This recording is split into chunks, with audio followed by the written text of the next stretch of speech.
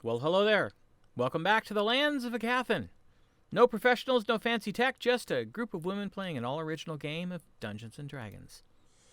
I'm Jeff, your game master, and I had a nightmare once about being trapped in Panama during a snowstorm. Turns out I was just dreaming of a white isthmus. Should have done that one closer to Christmas, but good. Yeah. White isthmus. Mm-hmm. White isthmus. That's a hard word to say. It is. You did good. Isthmus. Yeah. I didn't have it, so. Yeah. Well. All right. Well, yeah, we're sort of back to COVID protocols tonight, but not because of COVID, just because of the fact that it's snowing and blowing like crazy here in the middle of Michigan. So we figured it was probably safer for everybody to just stay home and zoom in from there. So that's what we're doing tonight, but we're still going to see what we can get done this week. See where the story takes us. So let me remind you what happened last week. The group outside of the Wolf's Den, the kennel in Ballinamard, went in and met with Fen Gisos, the High Speaker of the Council of Ballinamard. After a bit of subterfuge, he was released from the subconscious alterations caused by the Thwilnu and brought up to speed on the current state of his community. Needless to say, he did not react well. It was pretty much abject horror. After Gwen made a purchase at the kennel that surprised no one, they headed off to the council building where Fen had summoned the other 4 members, staggered. One by one, they came in and were released from the Thwilnu-imposed reality they'd been living in, each with a different reaction. Vengeance, horror, rage, and one simply passed out. After dealing with all 4 of their returns to reality, the group brought Fen and the 4 council members into Tasha's magnificent mansion, where they would be away from the Thwilnu's influence, and with a plan to feed them and allow them a safe place to sleep, and hopefully consult with them and pick their brains about finding the entrance to the Thwilnu's subterranean conclave, which is their main focus at the moment, but a focus that they have not yet been able to realize.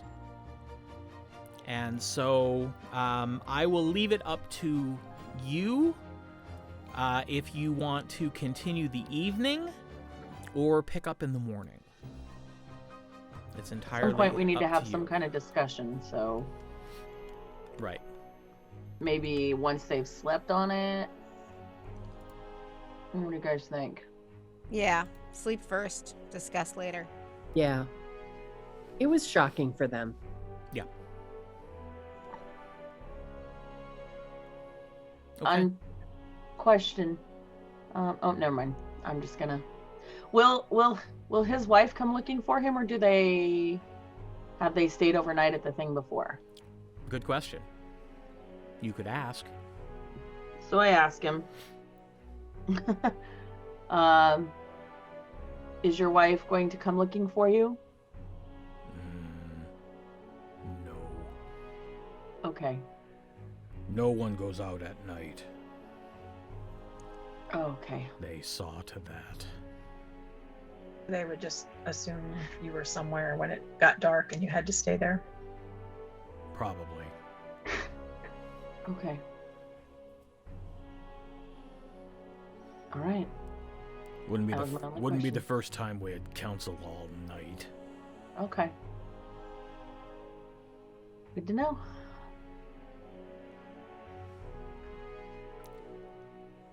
So everyone is fed and is given a place to sleep.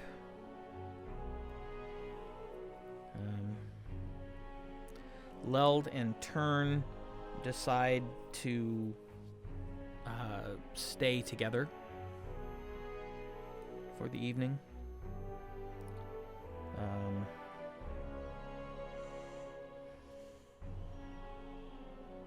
And whoever else needs to just bunks down in the living room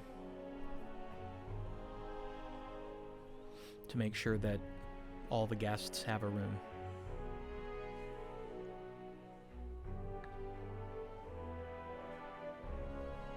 I'm happy to bunk in the living room. I've done so before. The couches are very comfortable. Yeah, me too. I have so many thoughts. Well, you all can have your own conversation after getting the council members to sleep. Real quickly, I just want to say one of the things that we need to talk about needs to be his wife, because he may not be able to, like, undoing his wife's brain, because he may not be able to be alone, like she might be constantly bugging him or whatever. And the other thing is, how are we going to get them to sleep carefully while we're doing this? Like, they're gonna have to do like a mansion or something, powwow like their whole group in the thing overnight for a bunch of nights. Thoughts? Does that make sense? Like, they're gonna have to have like an in-depth powwow where they're not going home and they're not doing things? Or If they're only coming out at night, then I presume no one's keeping an eye on them during the day. Yeah. No one comes out at night. So can we heal people and just circle them somewhere else? And get them out of town? We could. that would be an option, yeah. I don't know if they'll leave, but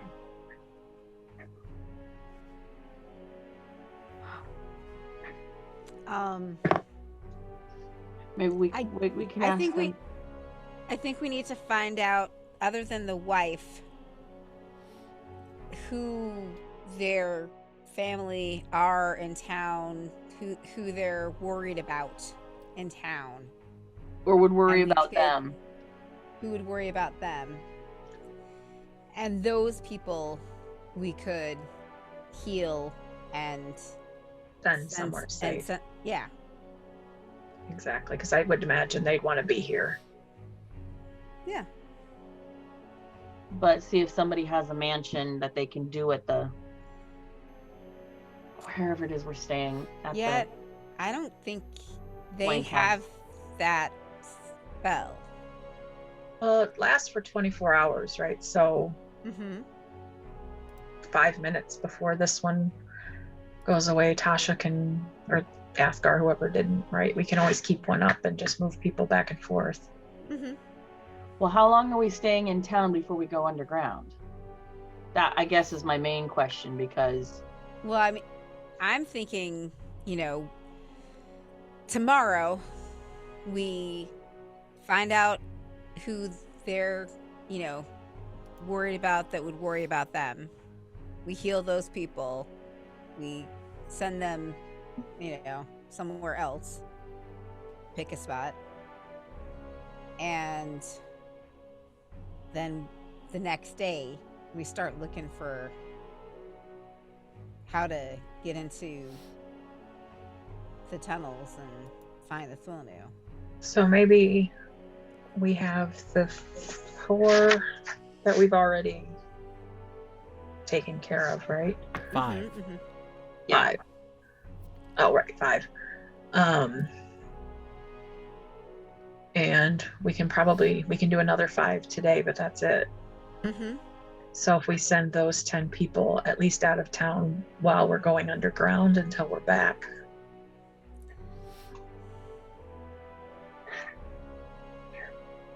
Because we won't, if we're gone more than a day, they won't be protected. That's true. Unless somebody has a magic mansion. But that's my point is, other than us, I don't think anybody does. Oh, they might. They don't do magic. They're barbarians. They're old school barbarians. Hey, Not all of them. Okay. Well, the one was very sneaky. We thought maybe that moved in the shadows. Might have been a Right. ranger. Similar to, ranger or a rogue. We can ask. I put it down in my questions for tomorrow and see Okay. if they have a teleportation circle, Okay. because that would be quite helpful. Yeah, it would.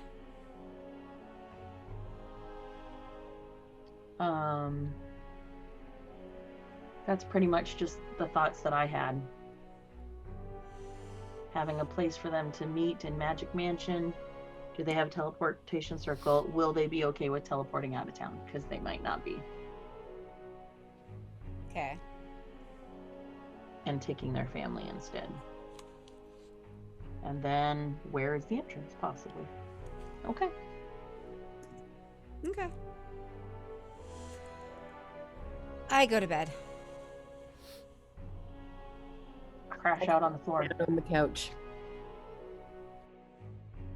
If one of the servants is around, I'll have them fetch a blanket and pillow. Athgarr just curls up on the rug in front of the fire again. Yep. I'm close to him. That's all. We're good. All right. Well, the night passes peacefully and uneventfully. Thank the gods.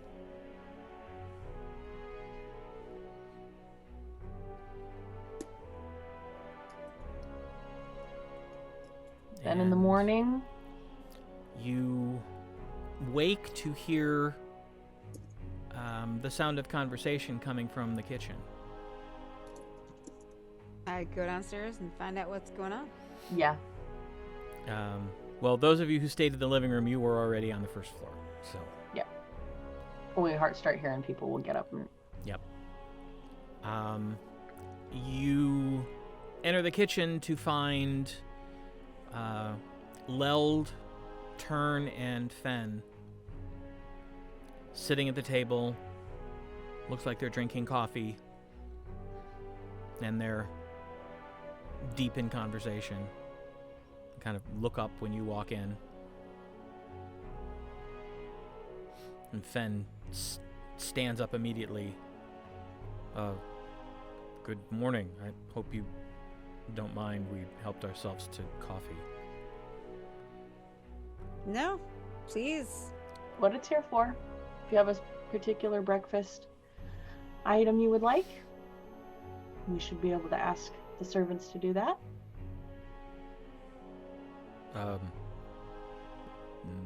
Anything really for me.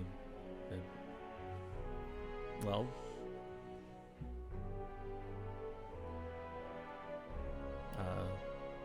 Turn. They're both just kind of looking a little Bewildered? bleary-eyed. You know, they just they don't look like they're awake. That's really. fair. And they just kind of both shake their head. Well, then I have the servants prepare eggs and bacon and sausage and waffles and biscuits and and sausage gravy. All right. Fen makes himself a big plate and starts to eat. The ladies just kind of glance at it and go back to huddling over their coffee. I also put out some pastries. Okay. We'll let everybody get settled in. All of the 5 of them. We'll let them come settle down to breakfast and have some time before we start talking. It's probably the nicest thing to do. You hear heavy footfalls, and Hosen comes tromping in slowly. Just kind of peers out from under the polar bear head hood.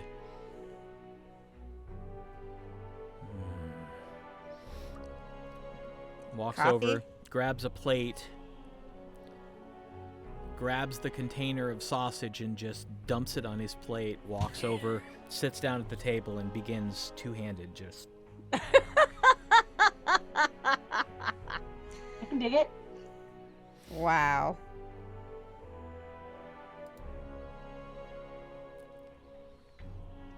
So that's 4 out of the 5. Yep. Who are we missing? Door. Dwarf? Okay.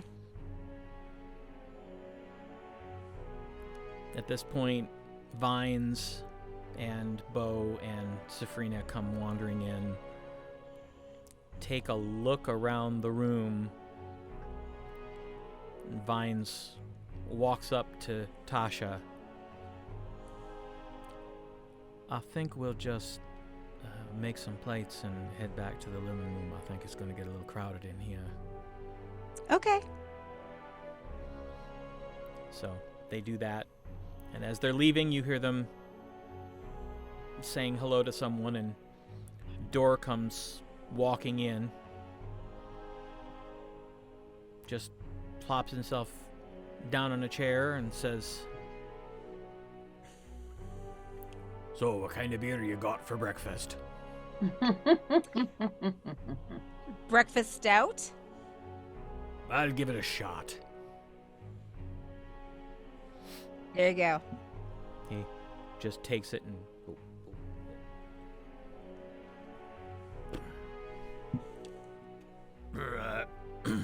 Not bad.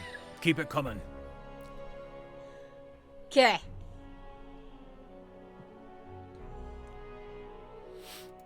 I get him a pitcher. Okay. We'll let it go for a... He literally moves the glass to the side, picks up the pitcher, and starts drinking. Great. Great.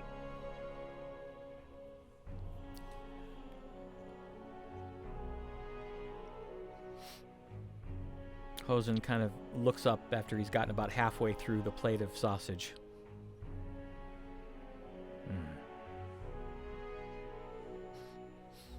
Coffee. I bring him a pitcher. Well, a thermos. And he chugs about half of it and then goes back to eating the sausages.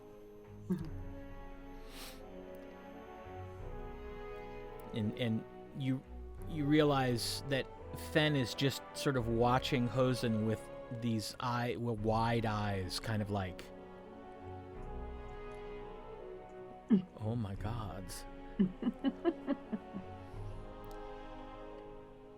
And Athgarr comes walking in, kind of looks around the table and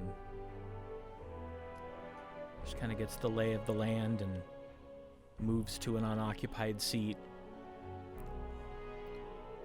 and sits down and Turn looks up,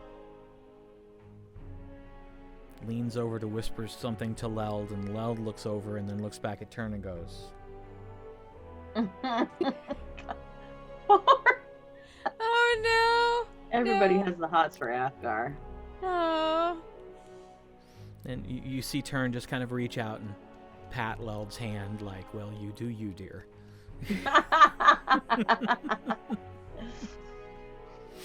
That's funny. Mm-hmm. Do we have an official discusser this morning? I'm waiting until people actually wake up. Got it.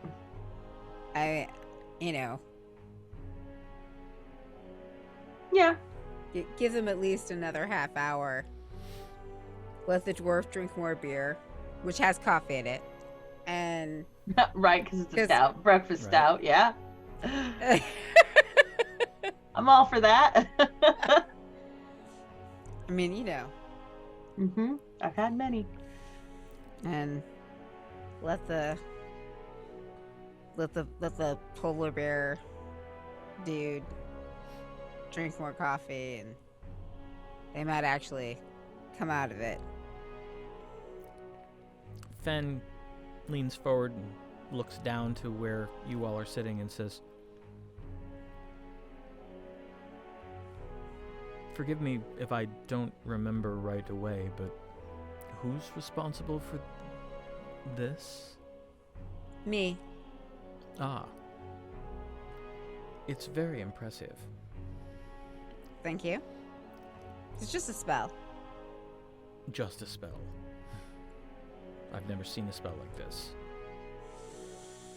But, how long does it last? 24 hours. Oh, goodness. Mm-hmm. And what happens when it ends if there are people still inside it? Did they disappear? No, they just get kicked out. But I can just cast another one. Oh.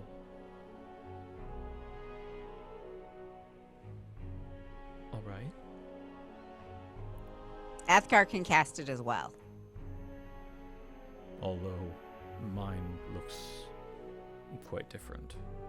Of course. Wait, why does it look different? You get to decide how the caster can build it to their own personal tastes and specifications. It's a bit more art than magic. So you designed this as well as cast the spell to create it. Yes.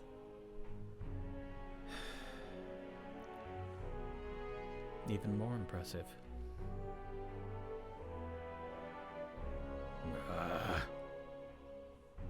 Bards and wizards have the ability to do that.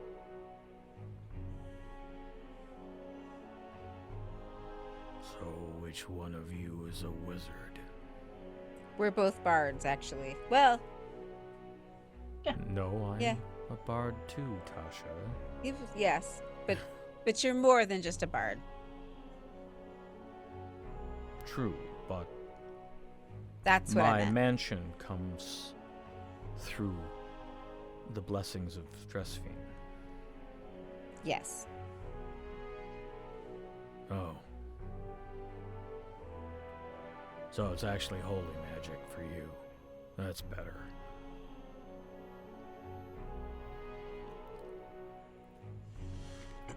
Not a Sure. fan of wizards? Hmm? Not a fan of wizards? Don't trust them. Messing Did with you do- powers nobody ought to mess with. Holy magic, that's from the gods. Gods are like totems. I understand. Wizards? Rather pound them than trust them. Can't steal records and then pack. Jesus Christ. Sorry. Is that all arcane spellcasters or just wizards? If it doesn't come from the gods, it ain't right. Technically, all of it comes from gods.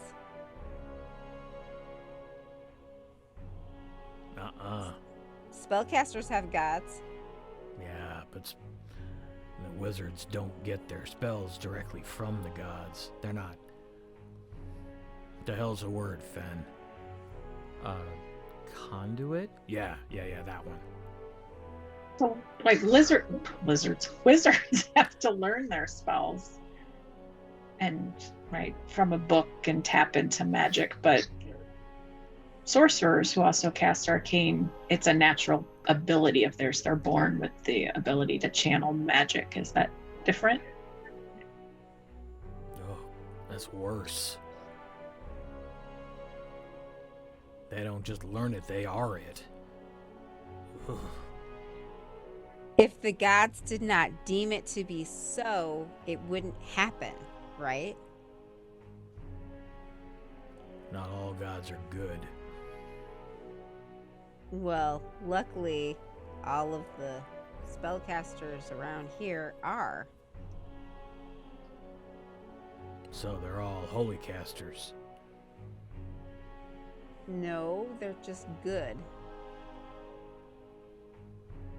They're I'm not. not a- They're not I'm not- holy casters. They're just pretending. Okay. It's interesting where you live. Safer. Don't trust them. Kill them when you find them. You don't have to worry. Magic from nature, like druids. That's totem magic. Okay. Druids and rangers and shaman. Yeah. That's the best kind. Natural. Okay.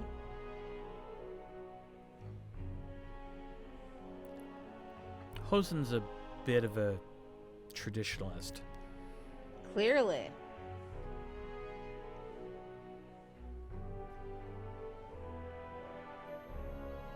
Well, I'll try to keep him occupied. Please do. I'm That- just gonna sit here and That not say gets a word. raised eyebrows from Fen and the two ladies. Like, And Hosen just goes, told you I'm married.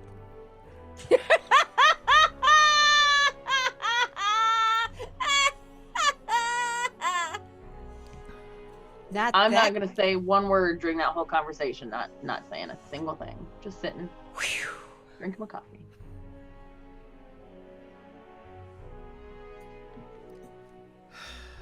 All right. So, what do we do now? Well, we were wondering if, other than Hosen's wife, if there were people in town that you all were concerned about that would be worried about where you are.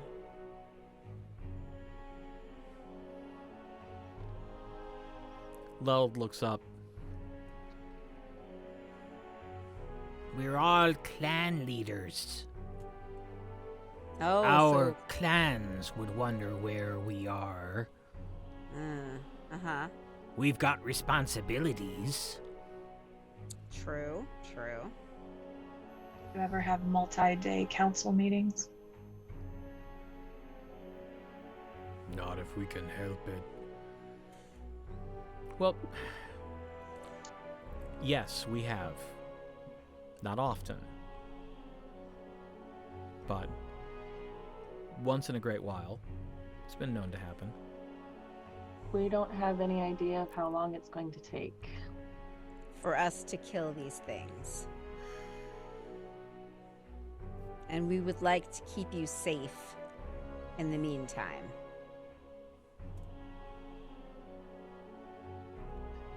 So some of our thoughts were, do you have any bards in town?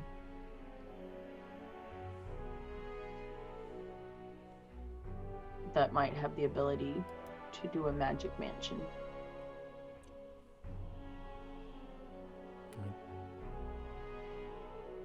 Don't think so. We do have... He kind of glances at Hosen and says a little bit more quietly, "We do have some wizards and sorcerers, but they're nowhere near as powerful as you all appear to be." Mm.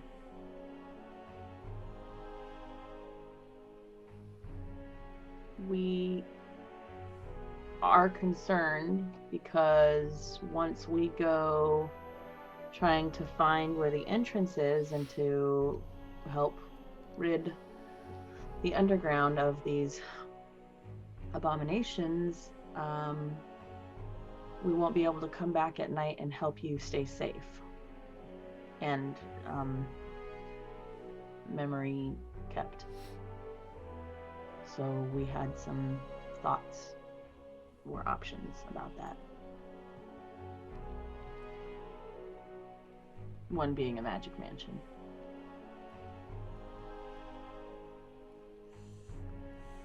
Tern looks up. Her eyes are red, swollen. But she says, "What about Master Choob?"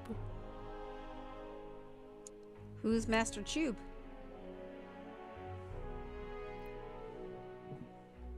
"Oh, Master Choob, that little fucker. It's a gnome. Does the potion brewing around here. I don't know, maybe. No idea what he's capable of. He's not the kind for trusting anyone else."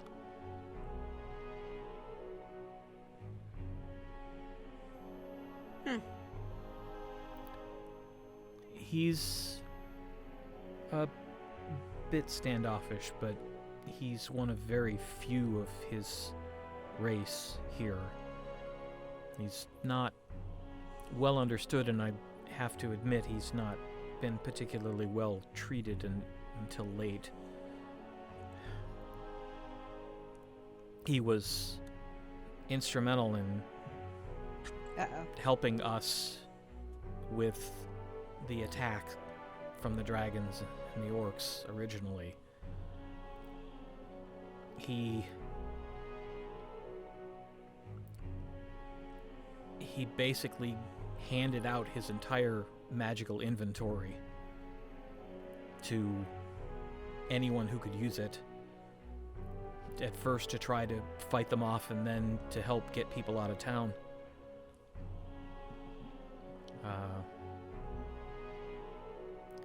Obviously, he's a bit more popular now, and he's held in higher regard now than he was. But we haven't seen much of him lately.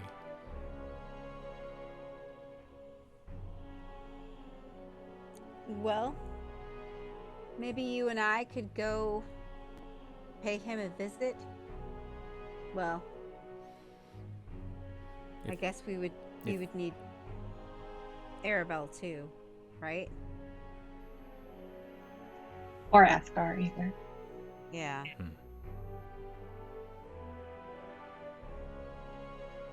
I'd be happy to go with you. I will say probably not him. And he kind of nods toward Athgarr. Master Choob is, well, he's arrogant, and I guess he has a right to be, but those of us who've dealt with him repeatedly have learned that flattery works on him, and he likes the ladies.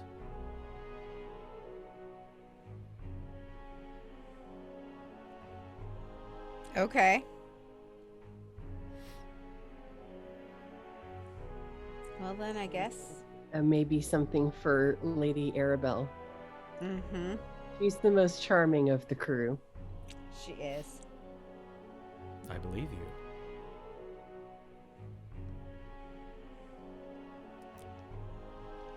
And you're new in town. He won't have seen you before, which means the chances of you having heard about him are lower. So you might not have heard any disparaging things about him, meaning that he would perceive that he might have a chance to woo one or both of you.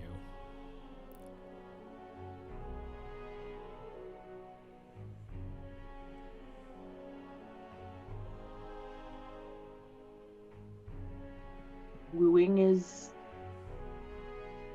not acceptable. I mean, it's chance of woo. Yeah. I mean, like, if he thinks he can, perhaps. I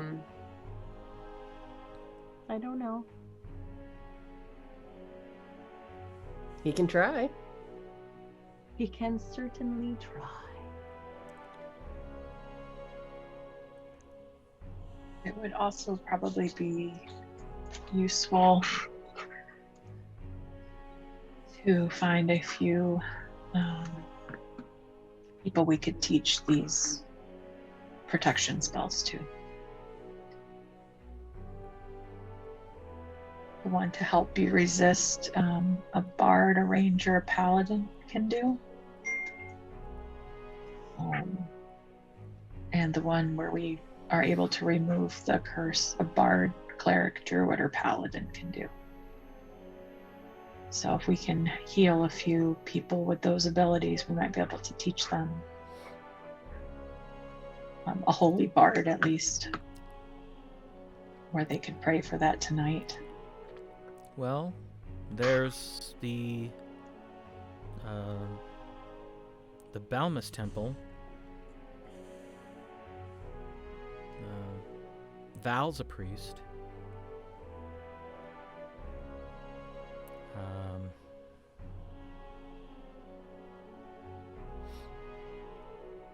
Let's see. Vesh is a druid, so no go there.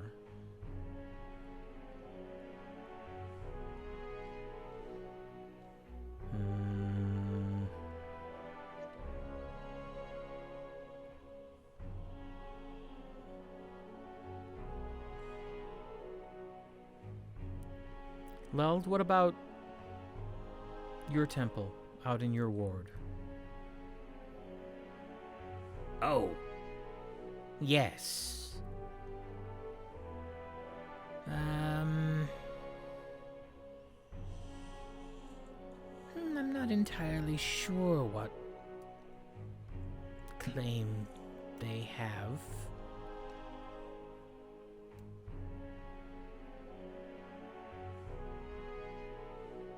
Let me think about that for a minute.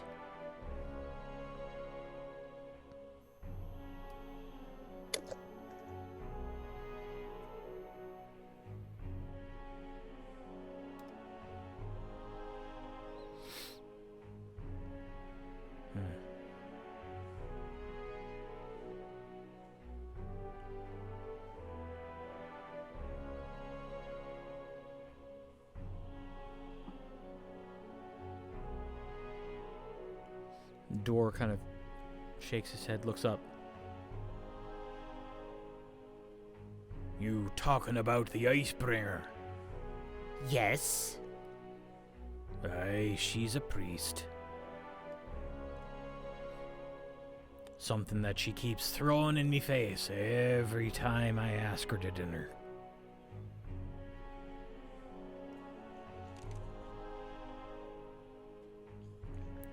She must be worth it if you keep asking. Says she can't go because she's a priest. She claims I'm not creative enough for her. Oh. Well, she is of Dressfiend, Oh. so that does make a certain amount of sense. You'd have to be very clever to be able to catch her eye door. Hey, I upped my game changing how I dress. That's gotta count for something. If you say so. Nah. But she's trustworthy. Oh, yes. She's become an unofficial part of the Otter clan. She's been in our part of the city for some time, and she has succumbed to the beauty of the sea.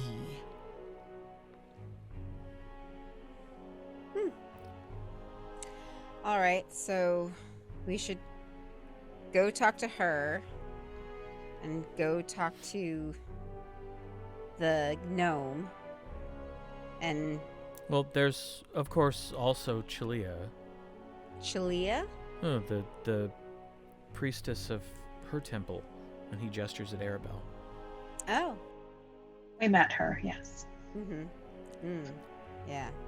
I wonder if it would be better to summon them here to the council chambers. Oh, that's a great idea.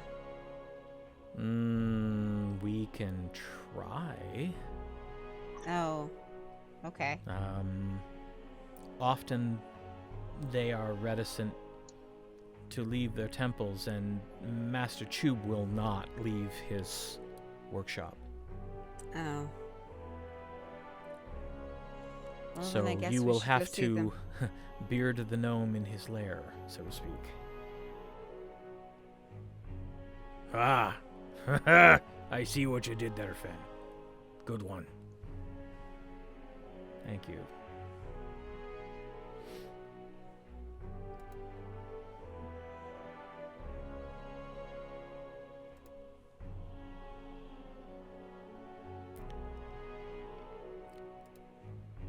So we are able to help 5 people. Do we have 5? We have the wife. Leah. The gnome. The cleric of Dressfiend. Which is the Icebringer? Yeah. Yes. Dor, what was her name? Oh, her last name be Icebringer. Her first name be Thossarin. Thossarin Icebringer. Great name. I think so. Yeah. Well, that's 4. Was there anybody else? Who was the 4th? Chalia, the cleric of Chororo.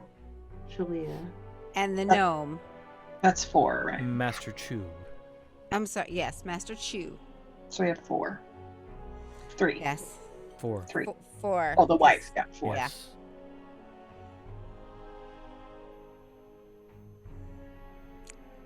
Anyone else anyone can think of? There's another temple, right? Of Balmous. Balmous? Val is the priest of Balmous. Yes. Oh, Is that yes. Is that person trustworthy and reliable? I believe so. I never had reason to think otherwise. We're just trying to. He's It's a little over enthusiastic at times. And Hosen just kind of looks up and growls. Oh, boy. In my opinion, he's a member of the Bear Clan. Oh, okay. Did we go to the temple this trip or the trip before? Which temple? Of Balmous. This trip. Okay. So you've met him. Right. With Sefryna. Yes. Oh, so then maybe that would make sense. You went to Chilia the time before. Yeah.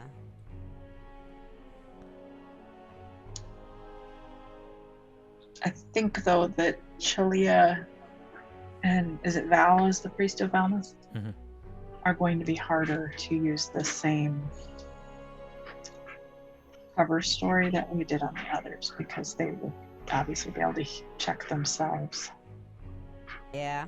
for disease. So I'll need to think about that. Yeah, we have to come up with another plan. Such a sensitive subject to try to reach out and undo magics with magic.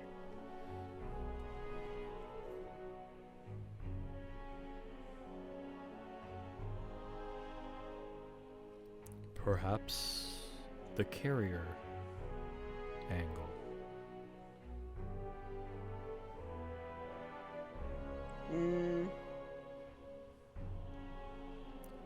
Well, I'm not sure Chalia will trust us at all. Yeah, that's true. Well, I don't think we should take Gwen with us to her. Sorry, Gwen.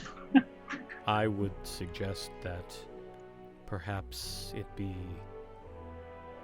Fen and perhaps Sefryna or Vines.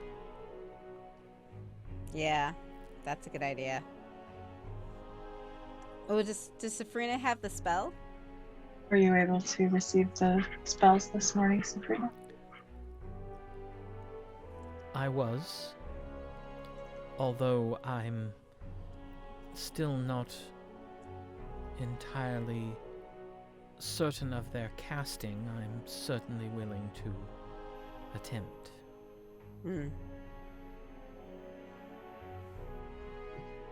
That also gives us the ability to help a few more people.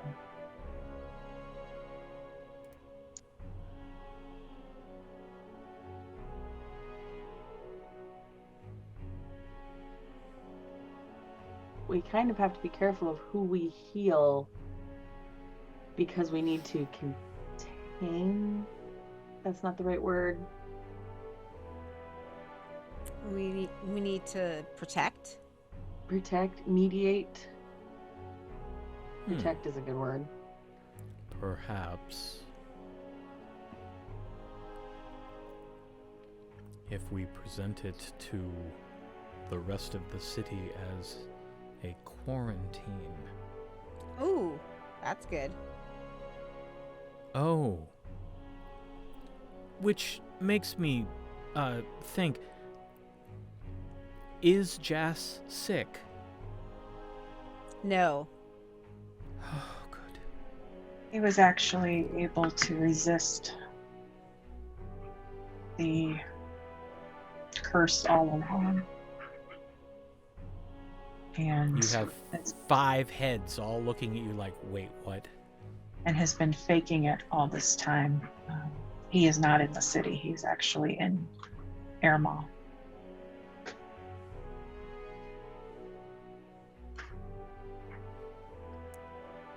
He's the one who figured out a way to tell us what was going on. Then we owe him. He's a smart young man. One of the other options that we had is the people who are being unburdened with their lack of memory. We could take you and them out of the city. I know you would like to stay here because this is your home and your people rely on you, but if we can't think of a way to keep you safe at night, one of our options is to take you to a different city.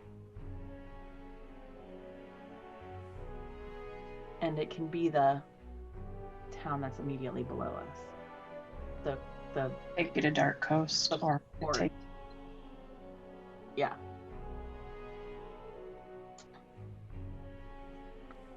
But again, we don't know how long it will be. And I understand it being a difficult choice, but that's an option. As you've been talking, Hosen has turned to look at Fen, and then Dor did the same, and then Leld in turn both looked up at him. And he kind of looked at all four of them, and when you finish, says,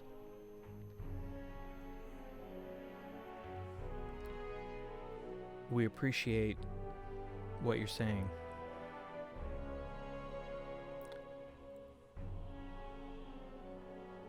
But we represent the town.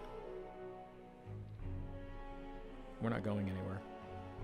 It was just an option. You I can- wanted you to be fully aware. Feel free to take anyone else who wishes to go, but I think I speak for everyone, and they all, you see them nodding at him. We're staying on the ground. Now that we know what's going on, I think it's probably best if none of us are alone. We'll stay, if not all together, then at least pair up wherever we are. Stay inside, and someone's awake at all times. Oh, that might work. Okay.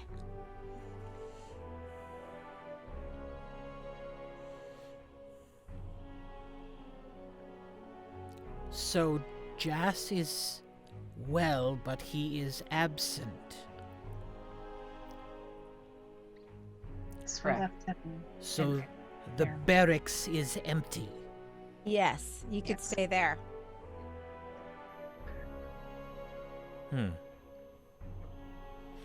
It would be difficult to explain people coming and going that are many, but Well, I think with the quarantine illness story, the people that we are able to free, we could say are sick, and we're using the barracks as a hospital. Same with the temples. And we could still get messages out. We can utilize the messengers and simply use poles to move messages out windows and have the messengers take them if we need to make contact. In fact, we should all prepare something for the clans that explains that we have come down with whatever malady Jas is supposed to have had, and we are quarantined with him in the barracks, but we are being treated, and we will continue to function as the government of the town from there, using intermediaries. We'll send notes with people.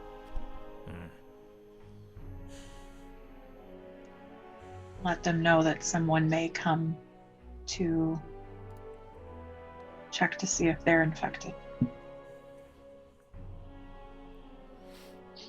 We'll have to be careful how we word it, because we don't want people to panic. So perhaps something that could be dangerous if left untreated, but is also slow to manifest. So there is a long window for treatment before it becomes dangerous. But still something to be careful of. Recommend that people stay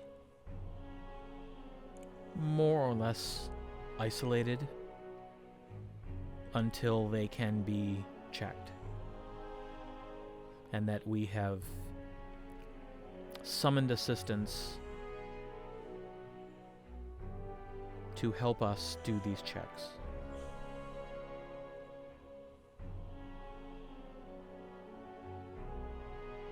I'm not sure that part's good. Why not?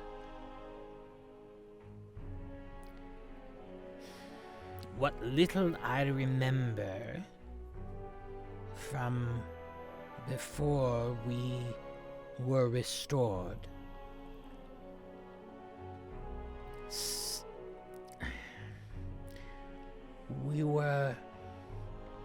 I feel like we were to shun anyone from the outside.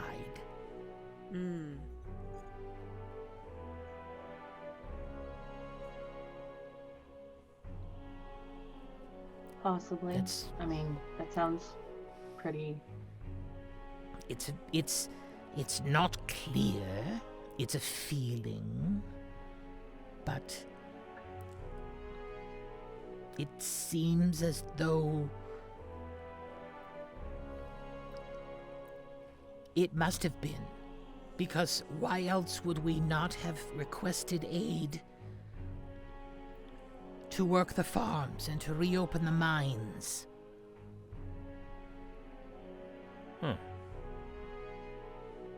That's a very good question.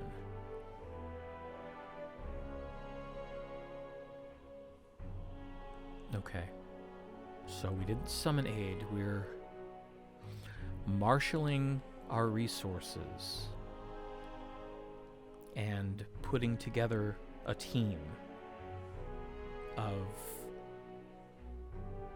those in town who can help tend to the sick.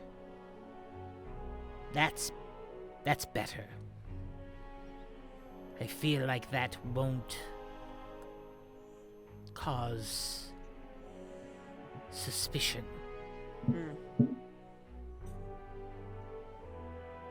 Okay. Well, it seems like we have a plan.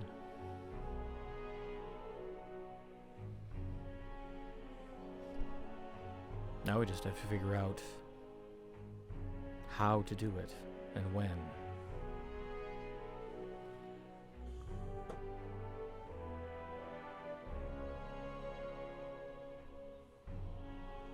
Yeah, I mean, we can only help these 5 people one day, and then we do not have the ability to help anymore, and then we'd like to try to find an entrance of where there might be an underground location, and also pick your brains for if you know of an undetermined location or an area with which they may have come from.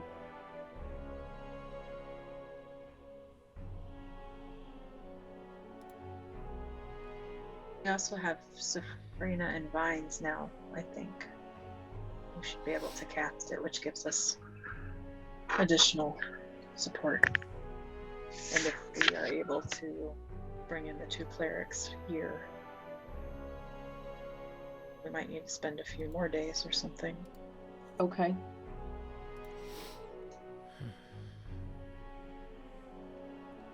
Sounds smart.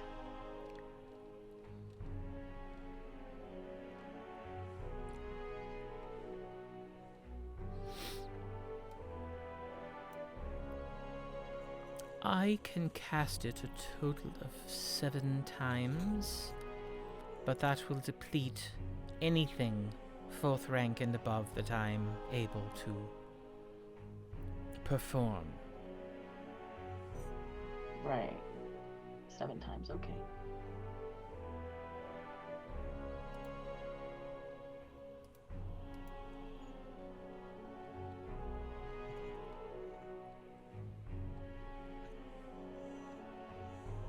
How many people are left in town now that from the attack?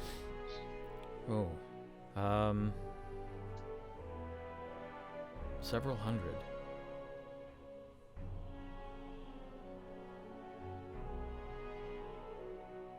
Did we ever finish the count?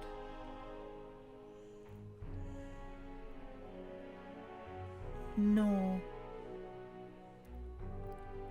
Somehow or another, we sort of lost interest in doing that. Now I know why. Ah. Damn it. So that would mean you wouldn't know if additional people were missing. Not at this point.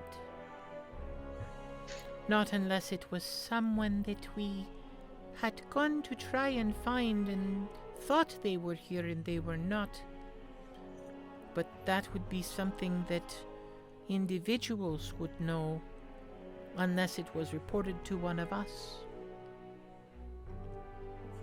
Which I don't recall there being any such reports.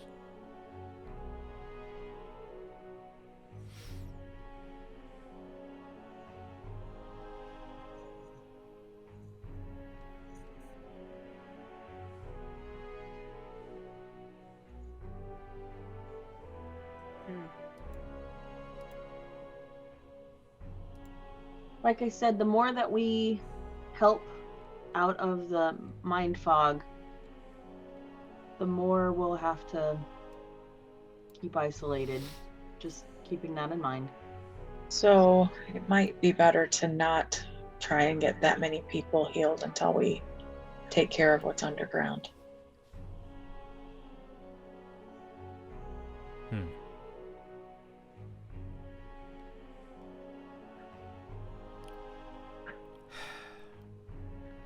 Maybe if we can have one of the clerics freed and they can stay in the barracks with you all, they can cast the protection each day. Val. Oh, actually a cleric can't do that one. A bard or a ranger can do those protection. Or paladin.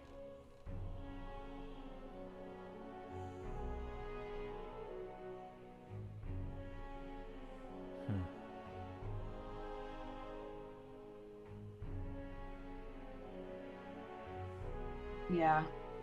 We would probably need to find one of those with our initial group.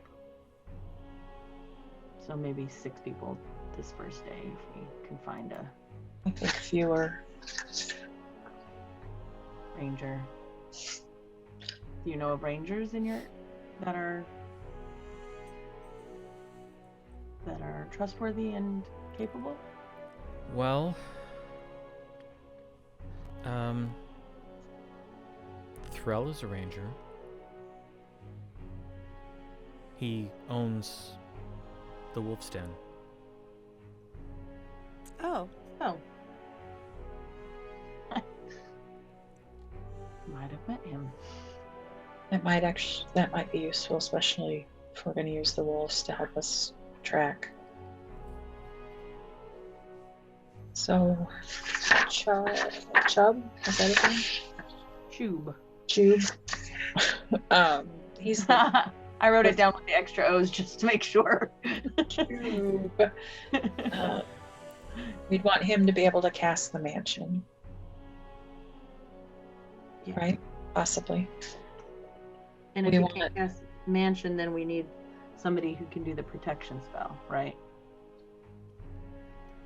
One or the Yes. other? Yes. Or both. I don't know. Or both. Okay, that's smart. And then Josen's wife. So we need a cleric to reverse. Ranger to protect, and Choob to do the mansion. And then Josen's wife, so 4.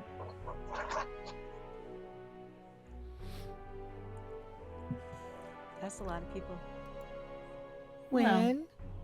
But I don't think we should try and, we could probably do up to a dozen today, but What? I think it's too many people to protect. What Yeah, I is? think so. What is this protection that you say rangers can do? I'm a ranger. Which one is that? Turn. She's There's great. a spell that can fortify someone to strengthen their resistance to the curses.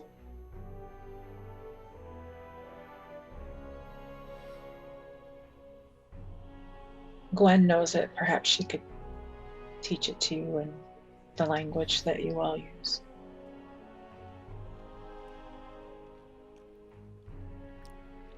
If you'd be willing, if you just describe it to me, then when I do my prayers in the morning, I can ask for it. I describe it. Okay. Let's see how well she understands what you describe.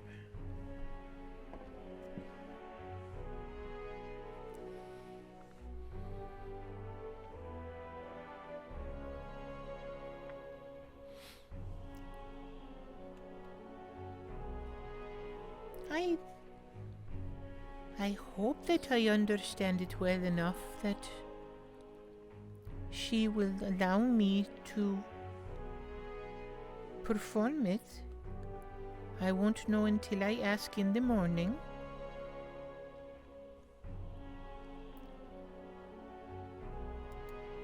But I will certainly try.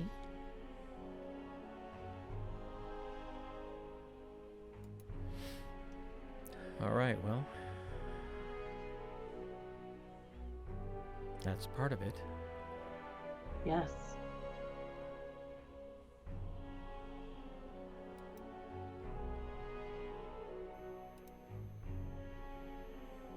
Icebringer and Choob and Josen's wife are who we need. And Val. And Val from Balmous Temple. Well, do we need both now? Or do we just want to do one cleric? Oh, Val is a priest. Does that matter?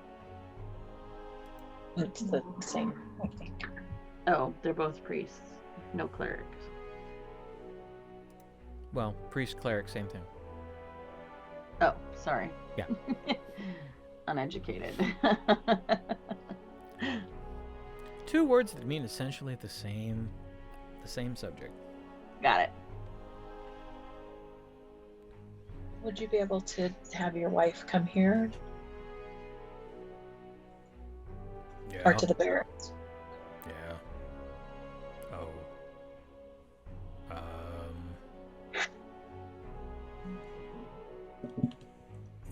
Chairs.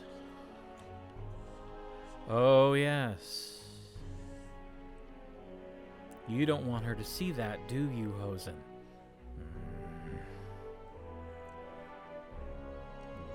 What is this? Oh. Hosen.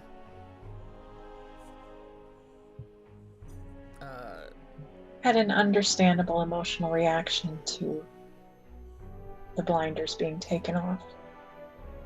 And a few objects may have been accidentally broken. Oh. Well, if we have time, it's not an issue. I can fix them.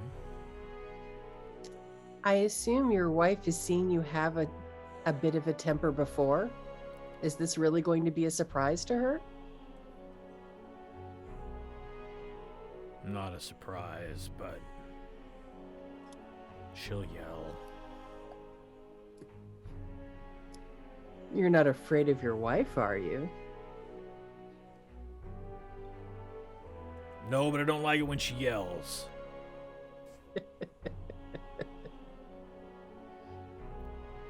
Her voice is quite piercing.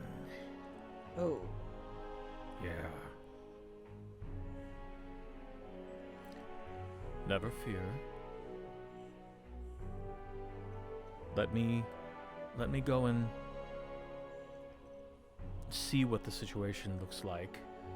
And if it's not something that I can mend, I will come back and inform you. If it is, I will get started. Thank you. I appreciate that. You won't have any trouble figuring it out. Lots of chairs and a window. And Athgarr gets up and blots his mouth, sets his napkin down, and bows to the table and walks out. Never fear, Athgarr is here. And Leld just kind of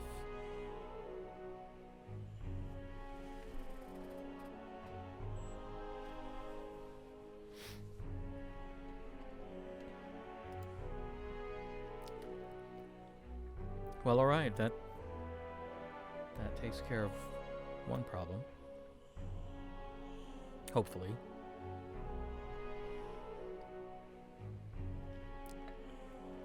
Perhaps Gwen and I would be well suited for the visit to Master Choob. Right. And I was going to go with you to do introductions. I'm very persuasive, and Gwen is very flirtatious. Indeed. And we're both fairly pretty from what we're told.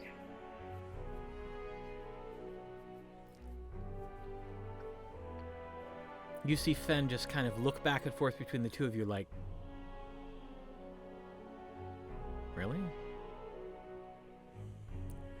You don't know.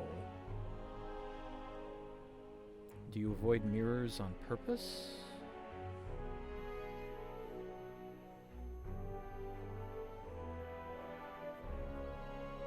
They are just being polite and not saying that they're... Yes, they Hot, I think is the word you're looking for. They know. Thank They're just you, trying Dor. That was not the word that I was looking for. Oh, why not? It fits. If I liked tall ones, that is. We know your feelings on the subject. We can't help our height. Or your lack of facial hair. One can only dream. For a tall one, she's smart.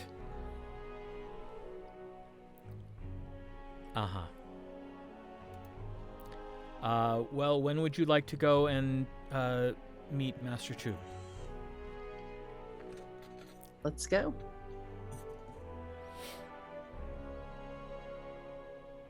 Meanwhile, if we split up, should we try to get a couple people taken care of?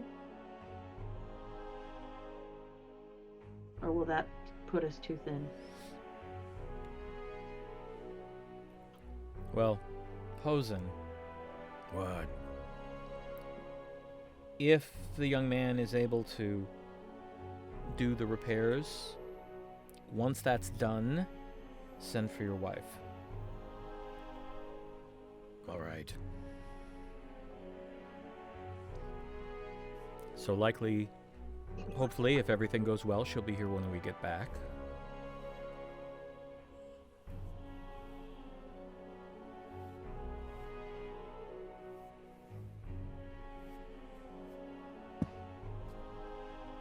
Yes. Well, I'll leave it to the rest of you to figure out whatever else. Ladies, if you'll come with me.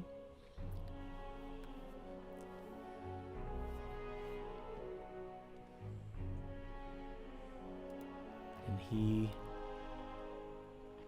leads you out of the mansion back into the audience chamber of the council hall, where you see Athgarr is in the process of reassembling chairs.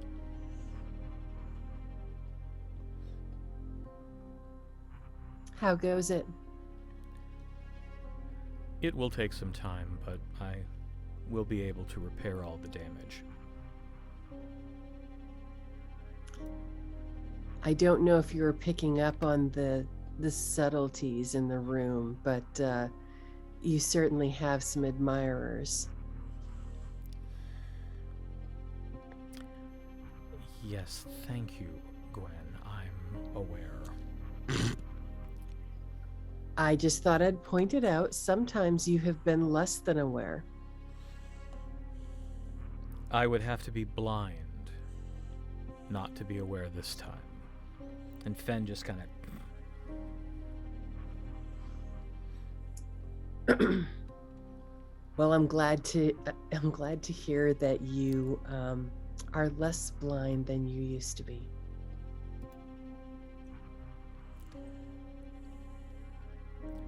Let's hope that my lack of blindness extends to this particular puzzle. There are 9 chairs to be reassembled from pieces. So I have to determine which pieces fit into which chair. Well, best get to it. But do be aware that if you're by yourself for any length of time, you may end up with company that you have to make your intentions clear to. Perhaps I'll work on this while invisible. They know you're here. It's not going to do you any good. Rude. No, but at least it will keep me from being disturbed while I'm attempting this. Or you could ask me to distract them. Or you could simply say to leave you alone so that you can focus on your work. I'm sure they would. Requires a lot of concentration. Yeah, I'm sure they would understand. I suspect that would result in an audience. Well, if people come out, then they can get to work putting the chairs pieces in piles. If you're really concerned about that, there is an office in the back. You could cart all of the pieces and work on it there. I would help you.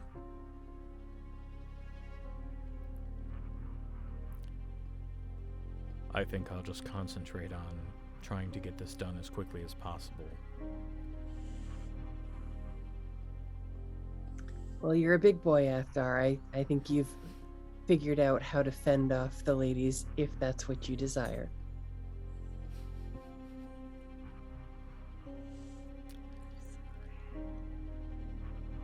Enjoy your trip out, Gwen. Will do. I hear that flirting is on the agenda, so best get to it. Well, Aribell, best of luck. I have an excellent partner. Tasha, you just stepped out of the thing to help him, right? You're not going with them. No, I'm not going with them. Okay. I guess I'll stay in with the other people and just show them around the place and... Well, Vines and Bo and Sefryna are still in there as well. Yeah. Yeah. Make small talk about whatever, I don't know.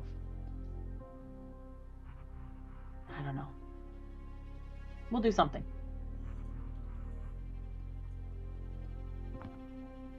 So we away? Mm-hmm.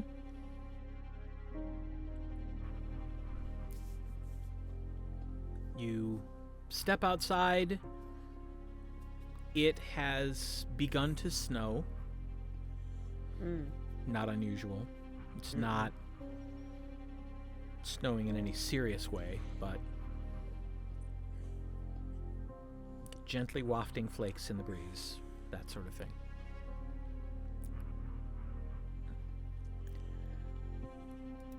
So, Fen leads you. Let me get back to my map here so I know where the hell I'm going.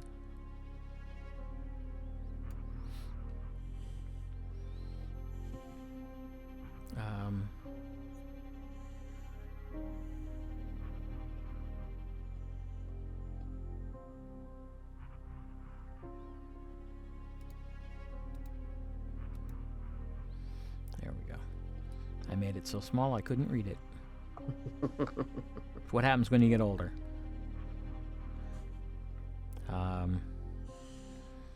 So he leads you out of the council house, out to the road, turns to the right again, walks for a few blocks, turns left, and leads you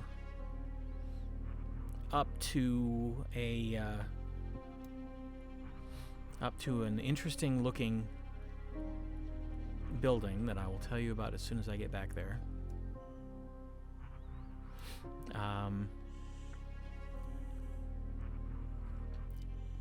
It looks like a combination of a storefront and a home. Like the storefront was maybe built onto an existing house.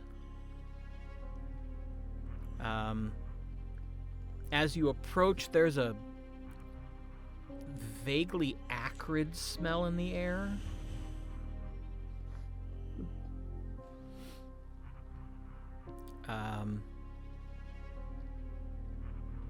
And Fen leads you up to the door, opens it, gestures for you to go in. You enter into what is clearly a storefront. It's a rather small space, actually, at least insofar as where you have to go. The room is larger behind the counter, where there is sort of a large open air workshop. There are several kettles boiling over stands, over fire pits, stone fire pits on the floor. And there are vents along both sides of the walls, right at the ceiling, where most of the smoke is being drawn out. And working at one of the kettles is a gnome, tall for a gnome, over 3.5 feet tall.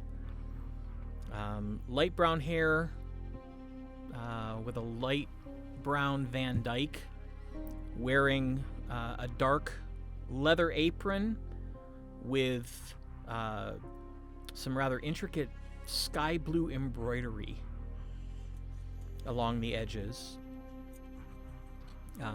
He has a cap on. You can see that his face, you can see the skin on his cheeks as he begins to turn smooth, but covered in tiny scars.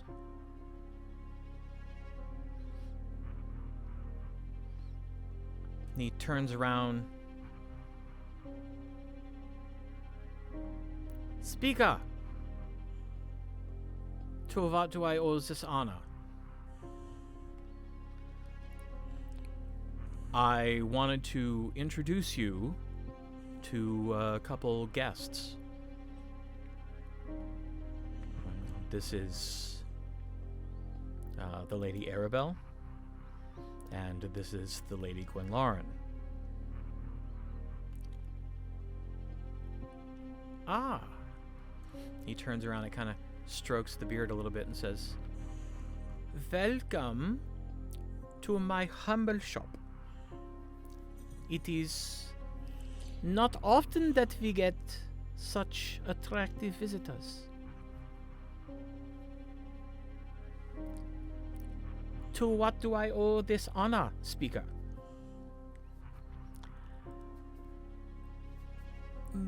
They were inquiring about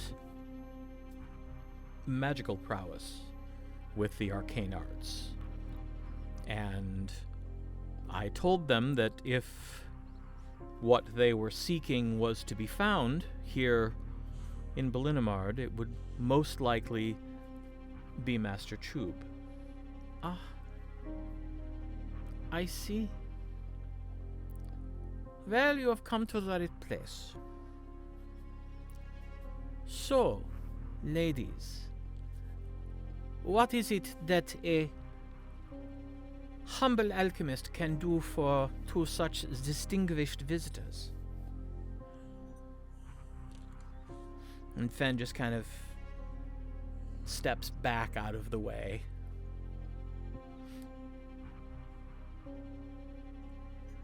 Your shop is anything but humble. This is quite lovely. Oh, well, thank you. What is your area of specialty? Anything that falls under the alchemical arts. Although I have been known from time to time to create the magic items as well. Really? Yes. What kinds of magic items have you created in the past? Oh, lots of different things. Rings, staves, cloaks. A few weapons, not many. Mostly potions. That is my specialty. Well, you know, as an archer, I'm always looking for anything that would help me to improve my abilities. So arrows or bows, anything like that. I see. What sort of assistance do you require? Well, how have you helped other archers that have visited you in the past, or other rangers? Oh, rangers. Well, I have created in the past a set of boots that allows someone to leap great distances.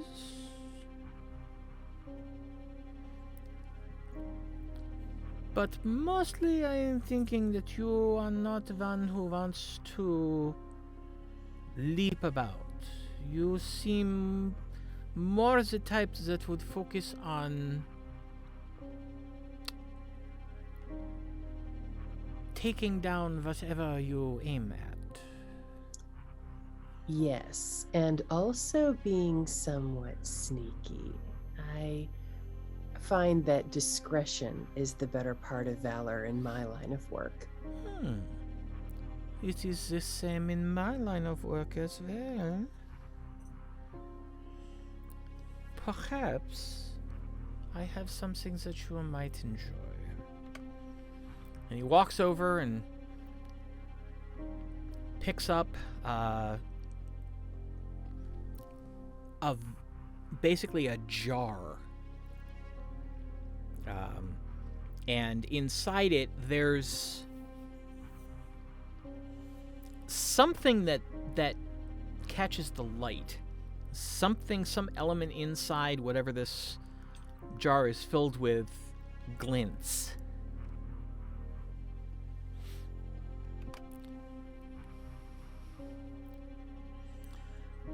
This is known as oil of sharpness.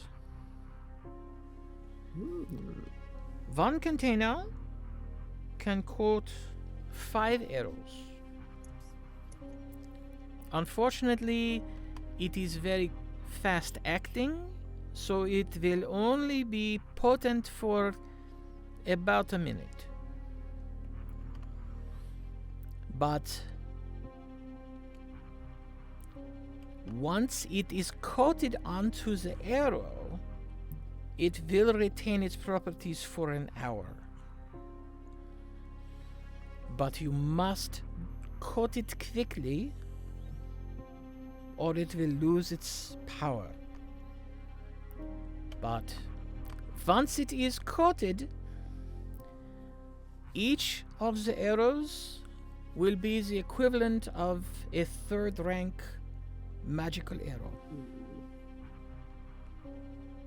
That is intriguing. And much in demand. I bet. So, what kinds of bartering would you have in mind for something like that? I do not usually barter for such things. Usually they are simply sold for a price. Well, I do have gold. But I am open to suggestion. Well, see, we're the 4, though not all of our number are here today. And as dragons, because we're also associated with the dragon sept, we like to build our hoard however we can. You are 2 members of the 4? We are. You would be then the Dune Shadow. Yes. I have heard of you.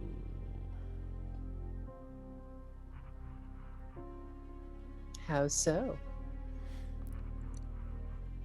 Once I heard the song, I did my own research and I talked to some people in some other towns. I have heard of all 4 of you. But you are the only one that anyone ever mentioned using the bow. That is my area of specialty.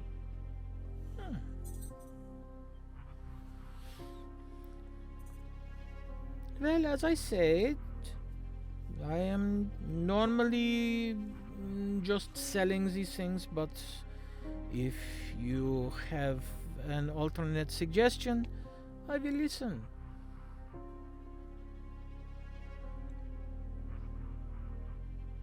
Which would something like that normally go for? Well, for the normal customer, I would sell it for 3,000 gold.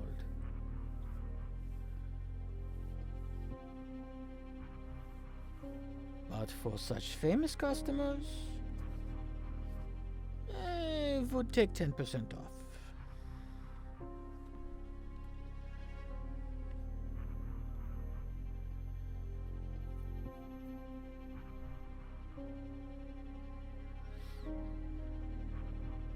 What do you think, Lady Aribell? If we were to purchase multiple things, would a further discount be available? I suppose that all depends on what it is that you were also going to purchase. A spell? A casting of a spell. Go on, I am listening. Well, we had intended to stay at the barracks while we were here, but it's closed as the proprietor is very ill. Yes, I have heard this. It has been something of an inconvenience for me because I do not cook. And that is where I usually take my evening meals. Well, if you're able to cast the spell, then I'm hoping perhaps we could dine with you tonight.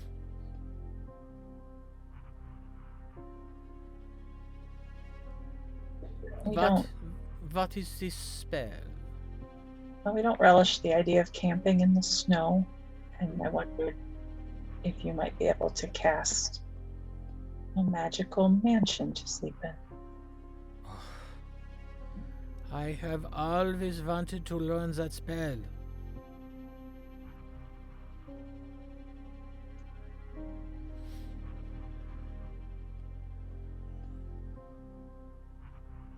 But you're not able to? I have not yet been able to find a scroll to teach myself from. If, I am just saying, if you were able to find such a scroll for me, I would be willing to trade 3 containers of the oil of sharpness for the scroll. You have the knowledge to cast it, just not the specific spell. That is correct. Well, I think we'll see what we can do. And regardless, I would be very interested in dinner. As would we.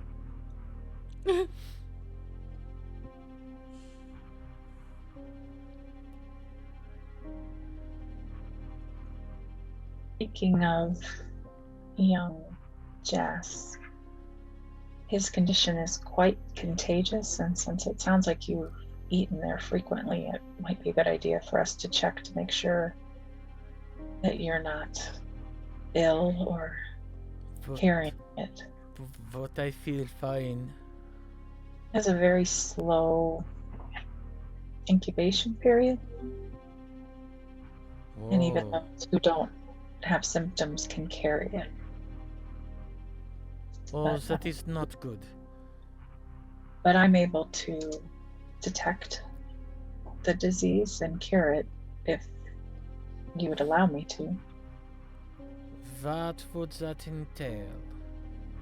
Just me holding your hand for a moment. Well, such a hardship, but I suppose I could suffer that. Which one would you like? Aribell puts her hands out. Your choice.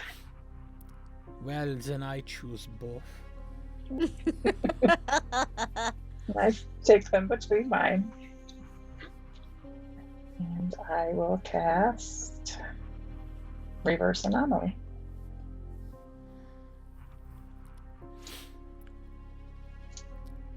And I'll keep holding his hands. For a moment, he maintains that sort of mischievous grin, and then it all just fades to be replaced by kind of a blank expression, which then morphs into a look of anger.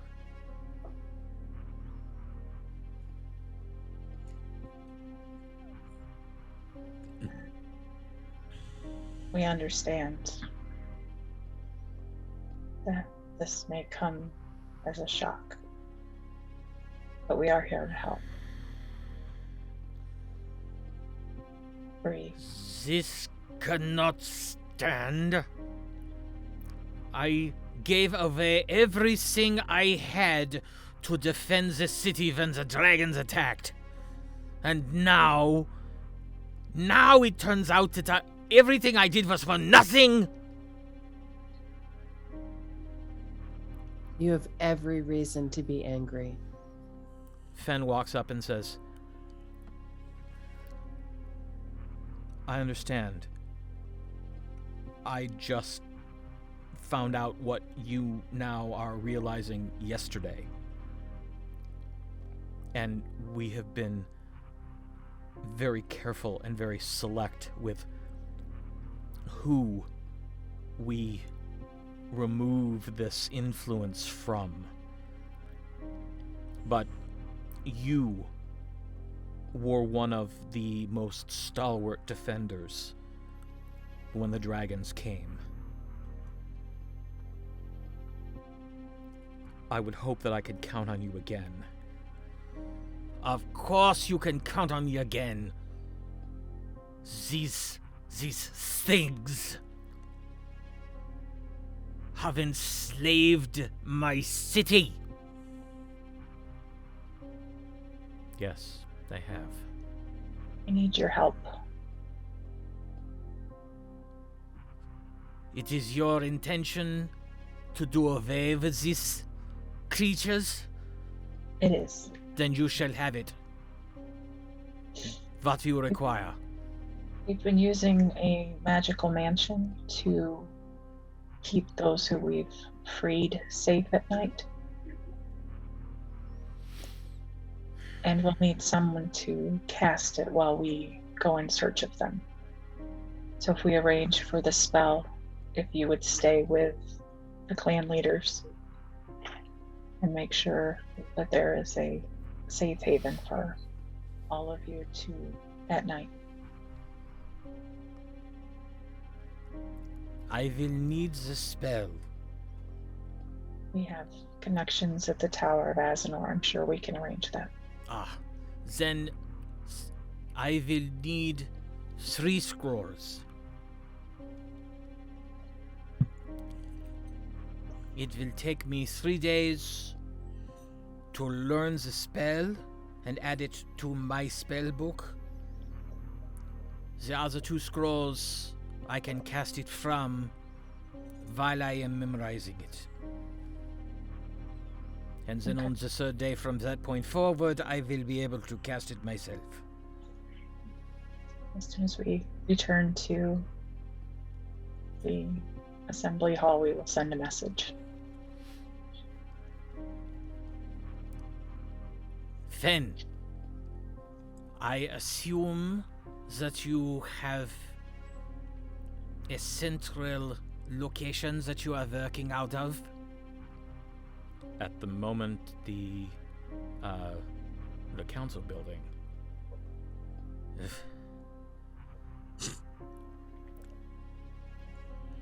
Very well. I shall meet you there in 1 hour. I will gather up what I think will help, and I will bring it with me. All right. Don't speak to anyone else. Who would I talk to? However, I am still holding you to that dinner. I have not eaten well in days. Well, they have a mansion already, and they have enormous amounts of food and drink. And the safety of being away from the creatures that have enslaved your town. Well, that all sounds good.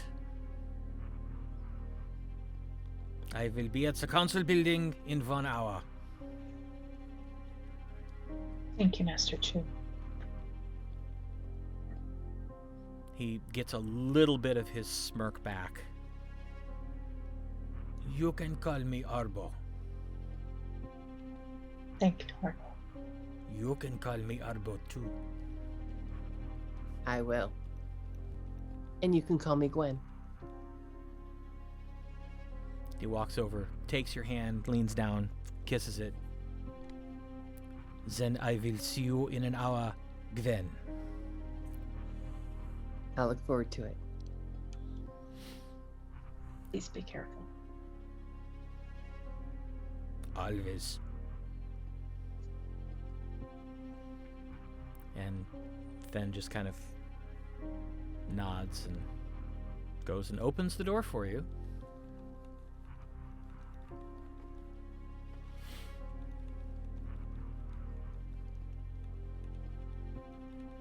We head back. Okay.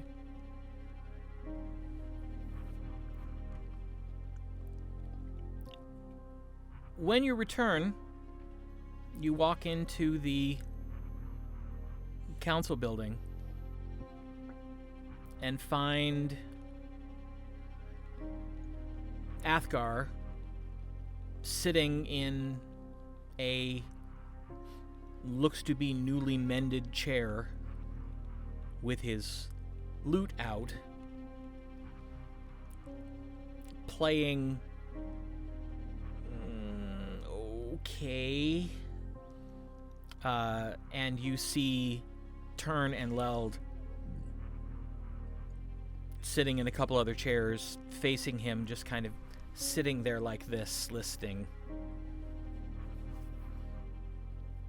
He sees you walk in and strums a quick final chord, stands up and says, "Oh good, you're back. Look, they're back." Did Love.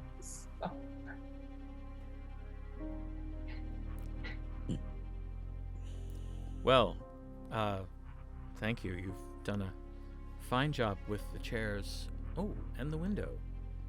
Well done. Yes, he's got delightful fingers. Are all the I've heard that chairs about. done? What, Pam? Are all the chairs done, or is Yeah. he still working? Oh no, all of them are done. Perhaps we can go inside and we can fill you in on our discussion with Master Choob. Yes, ladies, why don't you join us? Spoil sport. Come along. I'm sure he'll be here when we're done. Not if I can help it.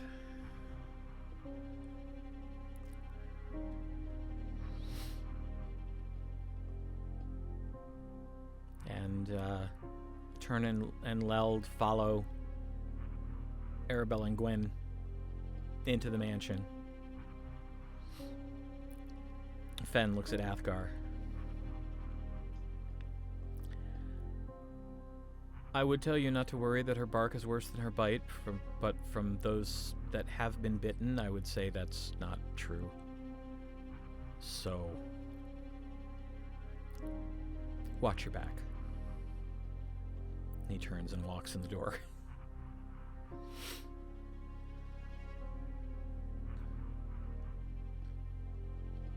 All right. So you're all back. We fill everybody in. He'll be here in an hour. Well done. He sounds like a Mansion- piece of work.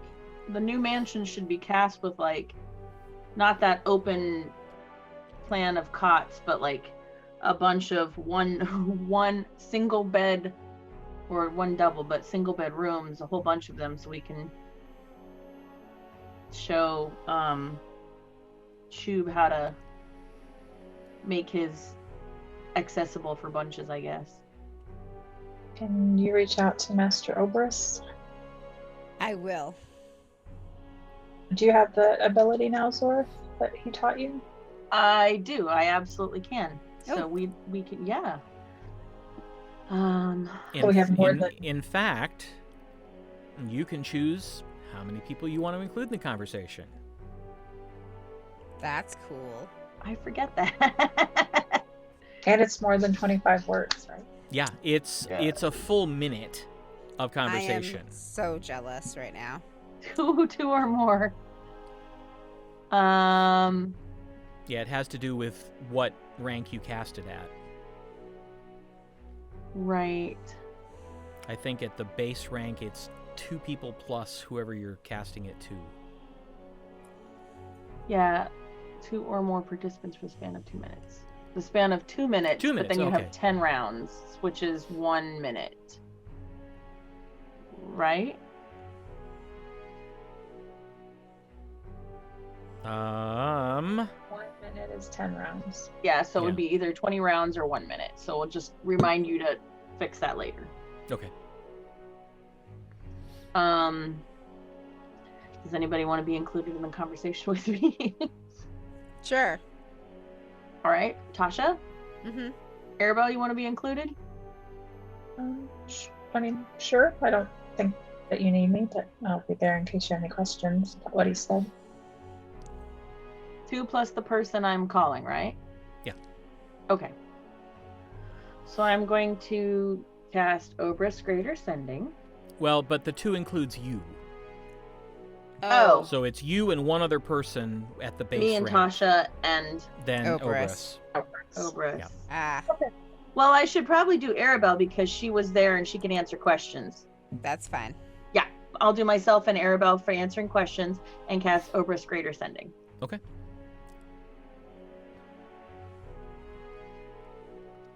Hello, Obris. Sorry to bother you so early. Hello?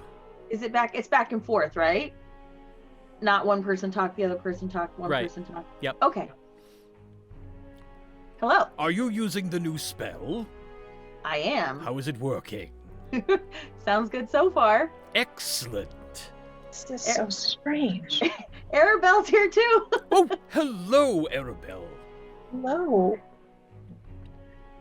So, to what do I owe this most unexpected surprise? We are doing secret fancy stuff in Of Ballinamard. course. Oh, And we actually have need of 3 spells of Magnificent Mansion written down.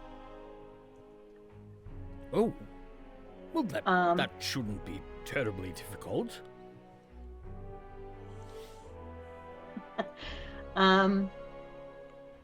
And I'll come get them. All right. How quickly do you need them? Can I finish teaching class? Yeah, sorry. I'm so sorry. Oh, no, that's fine. They're all staring at me, but I'll explain. Why don't you let me know when they're done and I'll come get them? But sometime today would be great. Lunchtime should be sufficient. All right. Thank you, Master Obris. Of course. Thank you. for this wonderful way to communicate. I'm so happy that it works. As am I. This is fantastic. Yes, much better than that silly word limit. All right, I'll have them ready.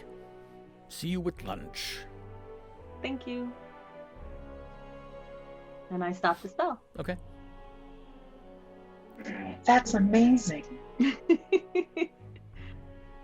And that's so what jealous. it's always like in your head.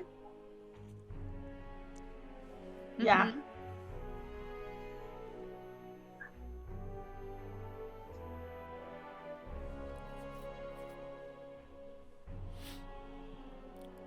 So at lunchtime I'll go and then I look at Speaker Fen Mm-hmm. and I say,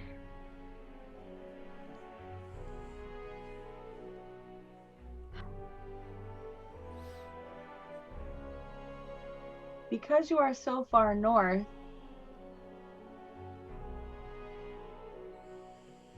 you wouldn't happen to... Would the shamans have had a teleportation circle? And I don't know if they can do teleport as shamans. I don't know. Oh, don't think so.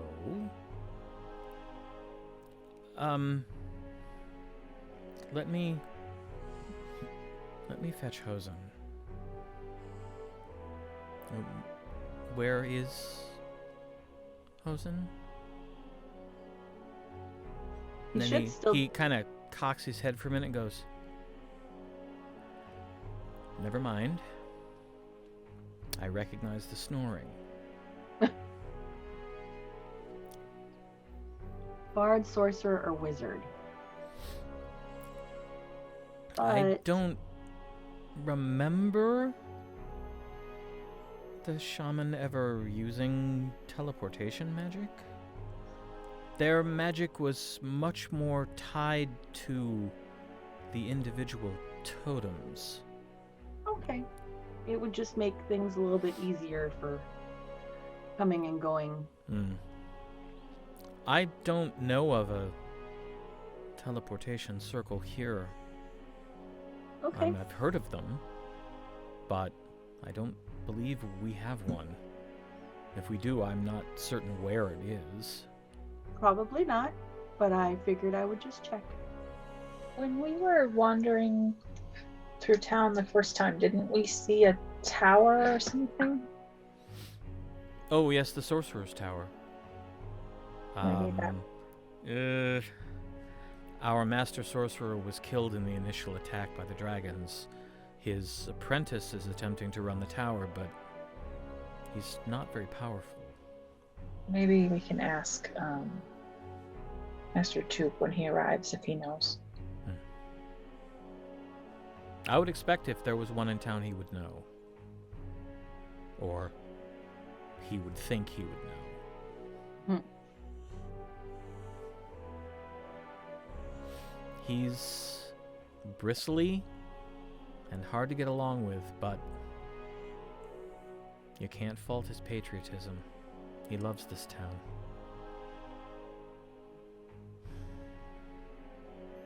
That was very clear.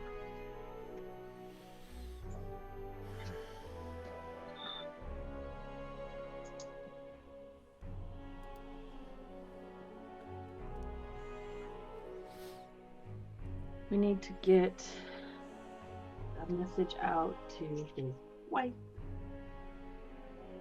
And then Oh, he sent for her. He already sent for her. Okay. Yeah. She should be here around lunchtime, I would assume. Wife, Choob. All right. And then your clerics. Or cleric. Hosen was particularly insistent that we bring Val. But he knows him and he trusts him. Which is a fair recommendation, really. Defer to your judgment. Out of character, I can't remember, how did we interact with him when we went in the temple? It was pretty okay, right? Yeah. Yeah. Yeah, he was the one who told you where you might find the speaker if he wasn't at the council building. Right. We could take the speaker with us and be like, hey, look, we found them. Sure, I'd be happy to go with you. Although, you might be better off taking Hosen. Smart. Sefryna would probably be the best person, being the cleric of Balmous. I mean, I'm happy to do it as well, but if it would make it go smoother. Well, it's less about his religion and more about his clan affiliation. Hosen is the leader of the Bear Clan here, and Right, no, I Val meant is a member of the Bear Clan. No, I meant, yes, Hosen should go, but if it made more sense for Sefryna to go instead of me to cure him, either way.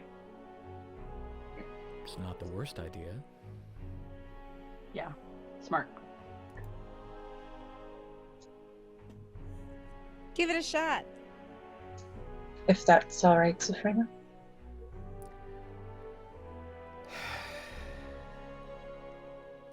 I suppose he would not be my first choice of escort, nor my third. Well, But when in the land of barbarians, do as the barbarians must. well, escort aside, do you mind being the one to speak with the priest? Oh, no, not at all. I know that you are also very charming and diplomatic. We'll be able to convince him.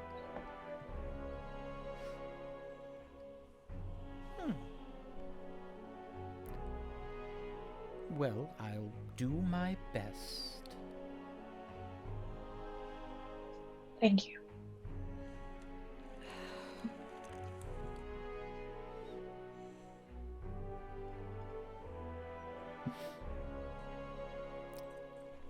Sefryna leaves the room and goes into the living room. And you hear a couple snorts and a soft roar.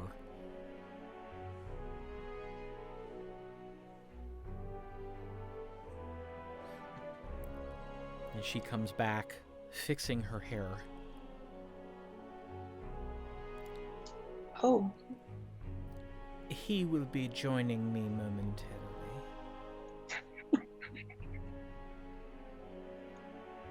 Yay.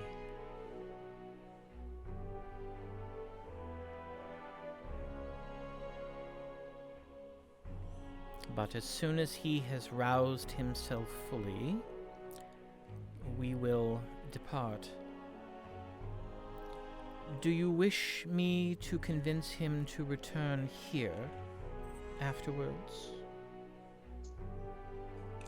it's probably for the best, at least for now. I will attempt to persuade him.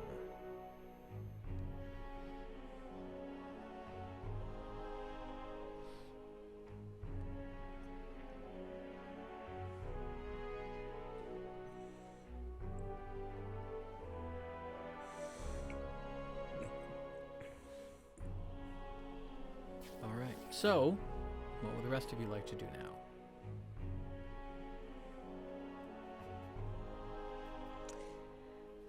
Well, do we need to go get anybody else?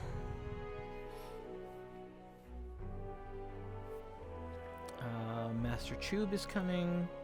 What time Hosen's is it? wife is coming. It's probably 11 a.m.-ish. Okay, I'll wait a little bit longer. Oh, wait, but what time is it at the at the? Oh yeah, I gotta wait at least 2 hours more. No, just one. Oh, just 1 hour more. So I'll leave it about 1 o'clock ish Yeah. our time.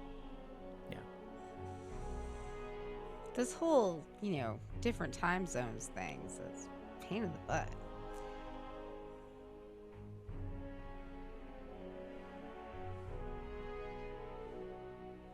All right. So,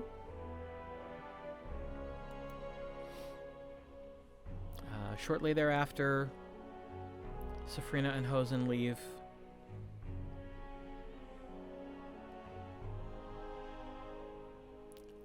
You realize you haven't seen Athgarr since you came back in. I go look for Athgarr. You walk out,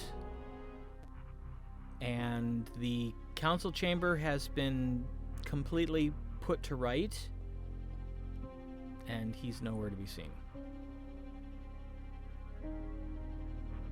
And I go, Athgarr, are you invisible?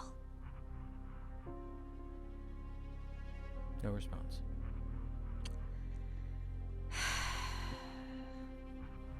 All right, well. Ooh. I cast the invisibility. Okay.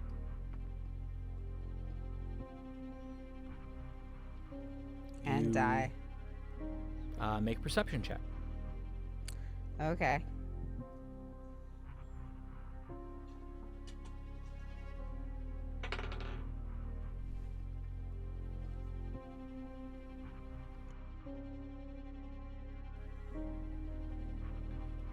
$24. Looking all around, he's not there.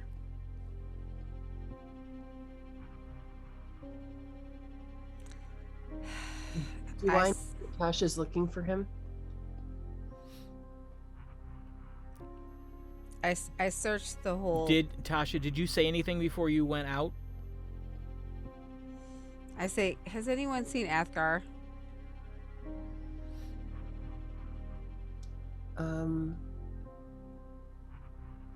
I'm going to send him a message.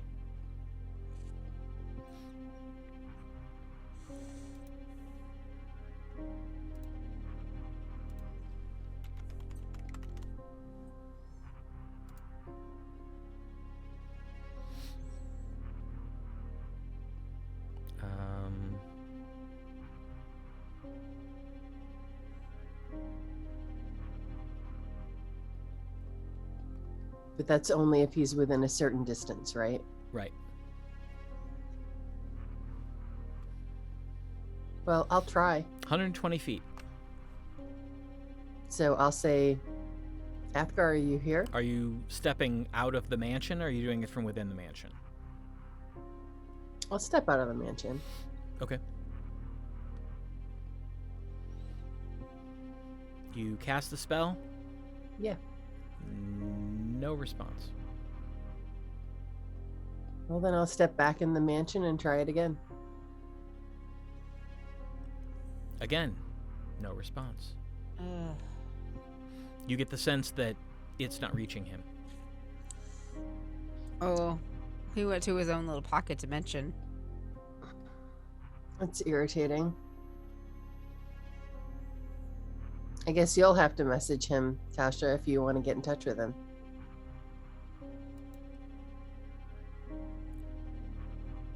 Well, I'll try. I sent him a message. Are you using the message spell or the sending spell? Message. Okay. Which one's bigger? Sending. Sending. I'll cast sending. All right. If you would roll percentile for me.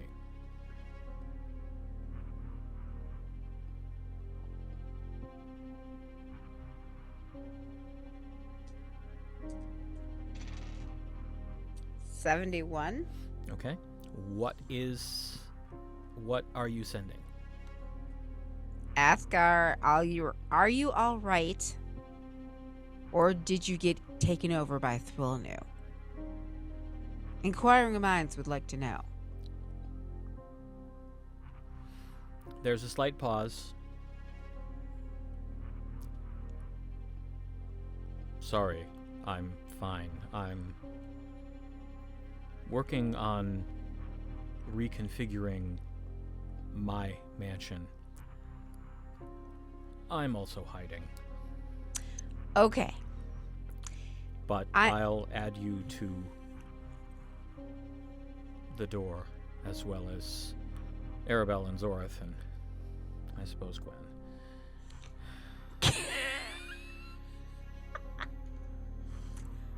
I completely understand. Yeah, you can't. Yeah, fine.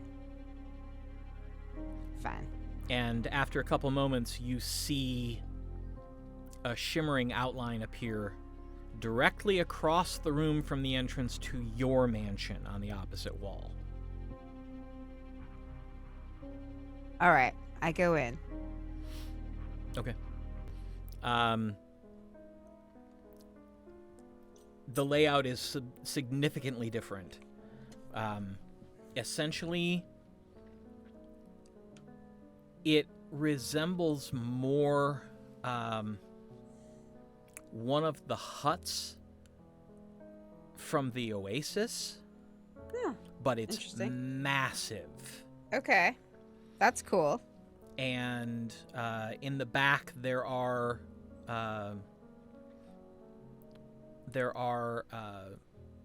walls that cordon off the back corners, and Athgar's standing in the middle of the room, sort of concentrating.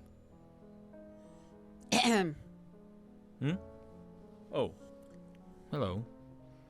I'm trying to work out what the best arrangement is with the amount of space we have for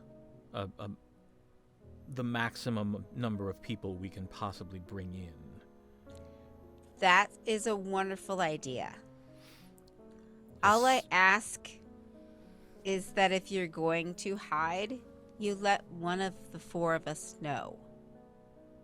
Because right now, anything is possible. We could all be... I mean, it's disconcerting when someone disappears and we're in enemy territory. Oh. I see your point. Thank you. Consider me chastised. I'm not trying to chastise you. No, it's appropriate. I should have thought. All right. But well, essentially, the way I'm envisioning this is this central room will just be cots. Okay. Those spaces in the back on the left is a dining room, and on the right are bathing and toilet facilities. All right. Very simple, but effective. It will allow us to house 100 people. I like it. The beds at least will be comfortable, and if desired, we could easily make dividers to give people some privacy. It makes sense.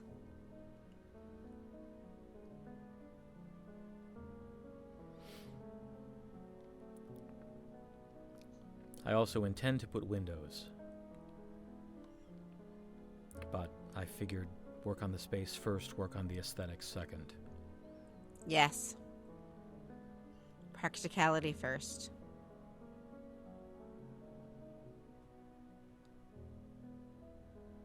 Well, very well. I will let our three compatriots know, and leave the your fans to wonder. Thank you.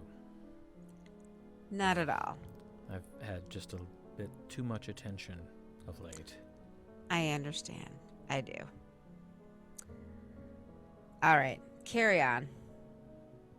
I'll go back and tell the others. Okay. So I let Zorith and Aribell and Gwen know that Athgarr is working on reconfiguring his mansion to fit as many people in as possible, and that he doesn't need to be disturbed right now.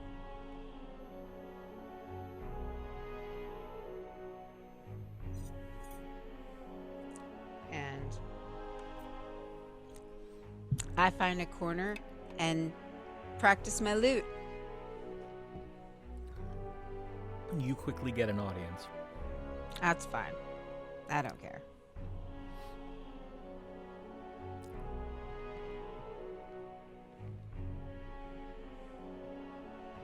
Plus, my lute is awfully shiny. Right.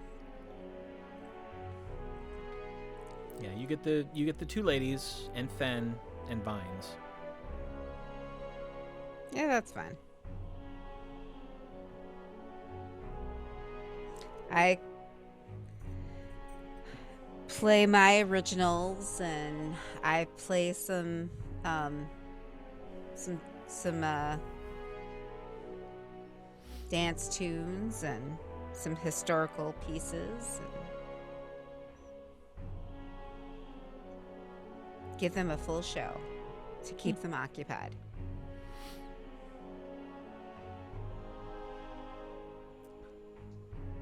All right.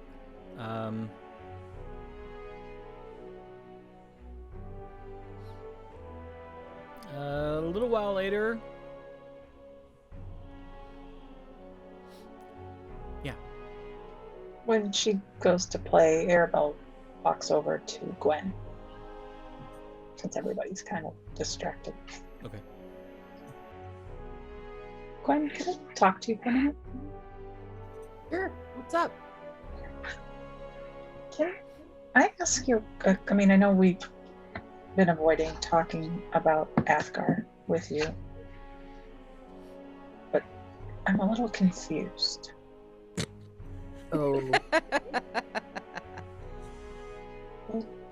You have feelings for Athgarr. I know that is not going to happen. So I'm dealing with it. Is that why you're trying to throw women in front of him all the time? Oh, you mean like... Oh. No, that's just sex, though.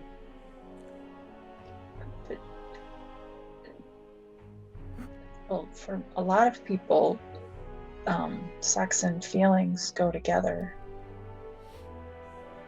I mean, I guess, but sometimes it's just, for fun. So you're okay if he just has fun with random women in front of you? I mean, not in front of you, but that wouldn't bother you? Not really. I mean, I guess if I thought he loved that person, then I would probably feel pretty awful, but I mean, it's not like I haven't been with other people. That's just fun. That's just sex. It's like nothing. But that's not all the like weird tanglement stuff. You've known Athgarr a long time, right? Yes. Is he the kind who approaches that the same way as you? I have no idea. I mean, that's not something we've ever talked about. So I don't know how he approaches it.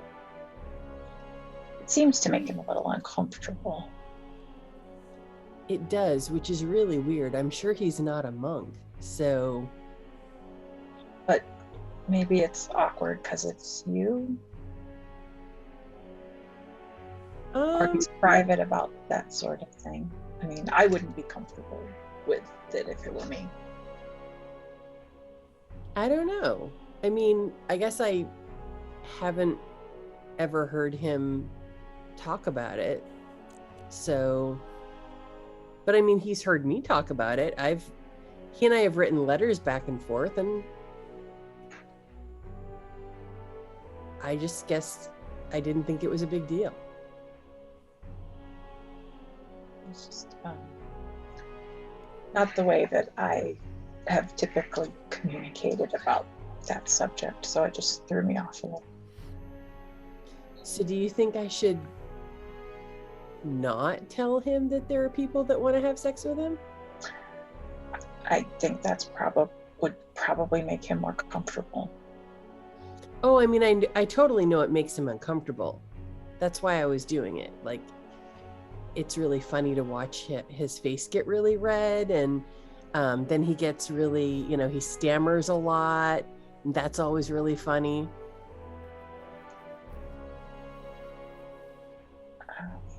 That's true. That can be amusing to play a prank on someone. But it might get to the point where it makes him too uncomfortable. Then we'd be back where we were before with you two fighting and not talking. So maybe pick up on if he's hiding now from people. That's probably a Okay, little but broader. I did not make that happen. No, but you would certainly encourage it if you had the opportunity. Not necessarily encourage it, but I mean, if he wants to have his fun, he can have his fun. That doesn't involve me. And From what you've said, though, if you're not aware of it, that tends to make me think Athgar's very discreet about that sort of thing. And so maybe drawing attention to it would make him less likely to have the fun he wants to have. I mean, I'm not an Athgarr expert, obviously. You've known him much longer. I'm not an Athgarr expert either. I honestly don't know how his head works. I used to think I did, but that was before things got weird. So I don't know what it is now.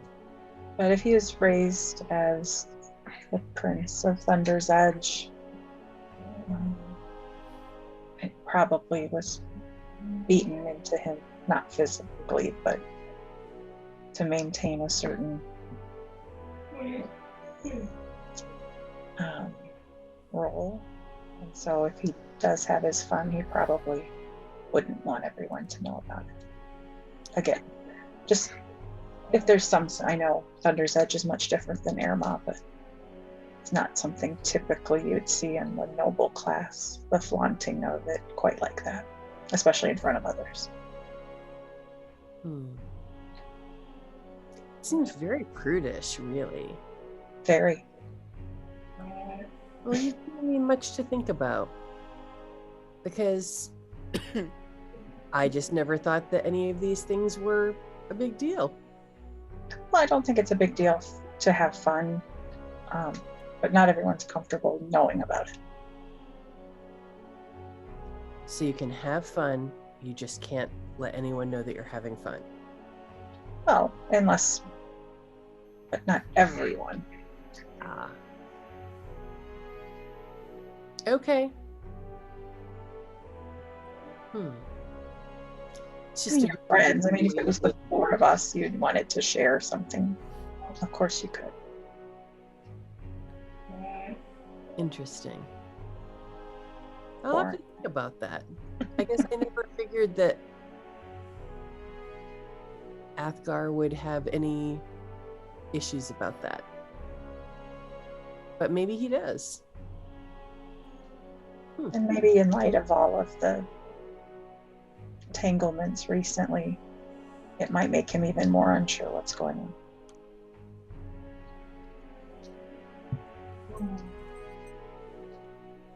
Well, you'd think that if he had any questions about that, he'd ask. Because you two communicate so well. I tell him what's on my mind. Again, I'm just reading the room and it seems to make him uncomfortable. It does. I've really enjoyed that, but I suppose I can let it go. I mean, if you want to tease him about it privately and not in front of all of us, that might be a different approach. Where you could still have fun, but maybe not embarrass him in front of everyone. You really think it embarrasses him? Yes. Interesting. I just didn't think that... See, you'd have to assume that you care if people know you have sex. So that's the part I was like unclear about, because why would anybody care?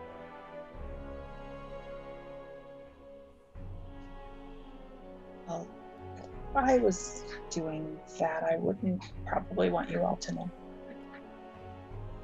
Why not? Because it's private and personal. I guess. And I'm a little prudish, I guess. Okay. I will keep that in mind. that maybe not everyone thinks about it the same way that I do.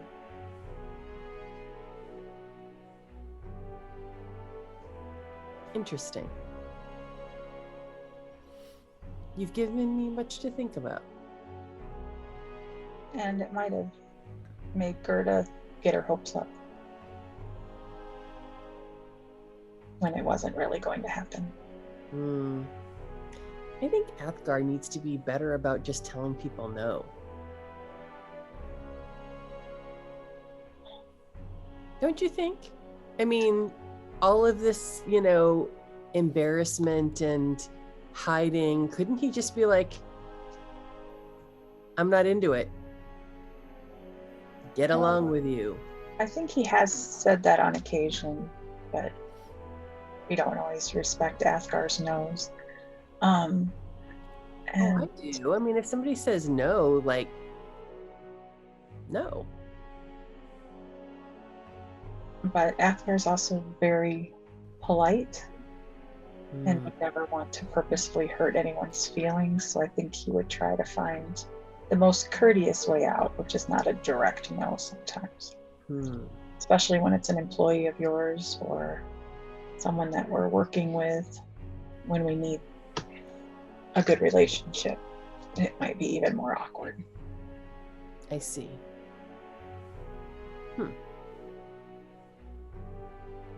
See, again, it becomes all so much more difficult when people get weird about it.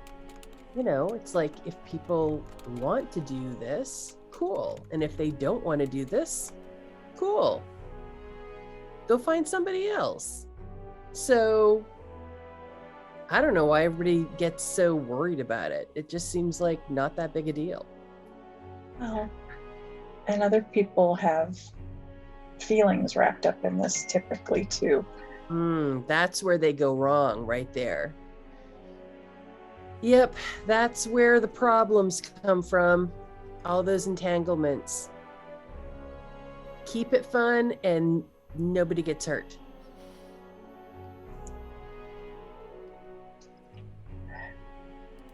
If it were only that easy. Okay. It can be. It can be. But sometimes you have feelings even when you don't want them. Yeah, that part I do know. And that's irritating. And even when you want them to go away, they don't always. As much as you try to tell everyone they have. Well, they will eventually. Right?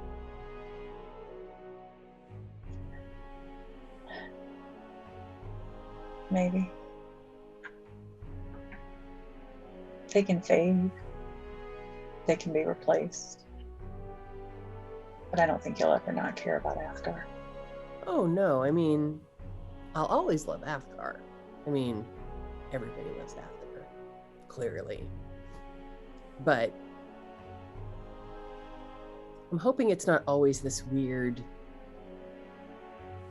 tangle thing, because that's just irritating. I think that will work itself out however it's supposed to.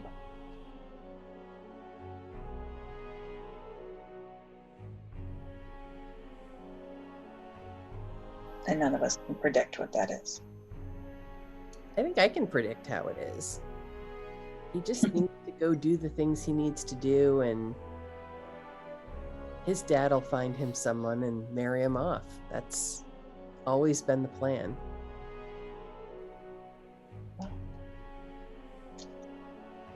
We'll see.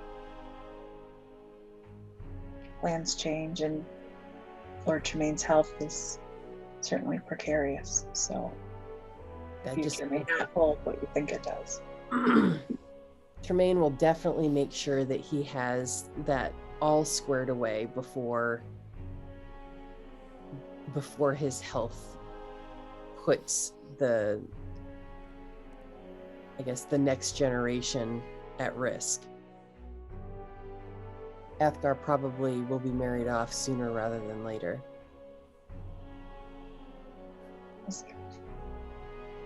Well, if his health is as precarious as you say, and I take your word for it, you've poked around in his head more than I have. Thank goodness.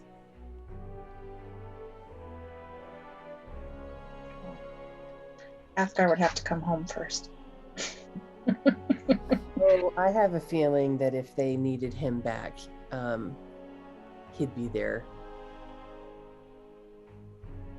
very quickly. He, is, as much as I give him a hard time about being the prince and whatnot, he's responsible. If they need him, he'll go. He might not like it, but he'll go. I know. Athgar's a much better man than anyone, including Athgarr, gives him credit for. Ugh. Don't tell him that. Like, his head isn't fat enough as it is.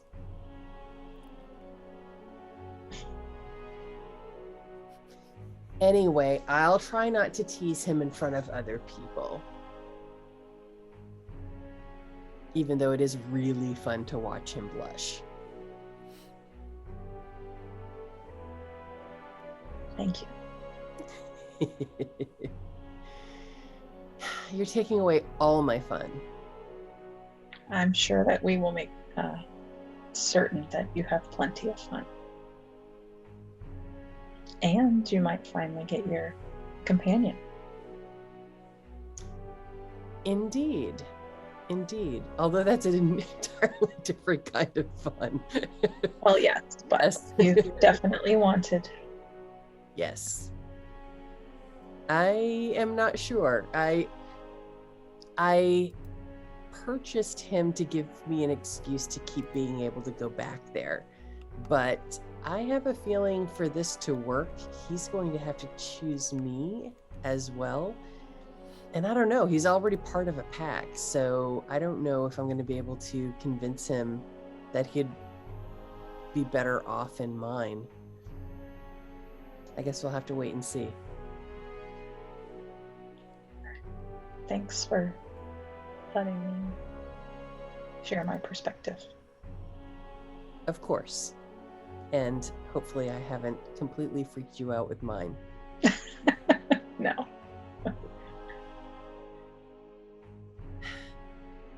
So what are we going to do next? I think Master Choob should be here soon. Where it's is already- Athgarr? I don't know. Tasha went to look for him, I think. Yeah. He just disappeared.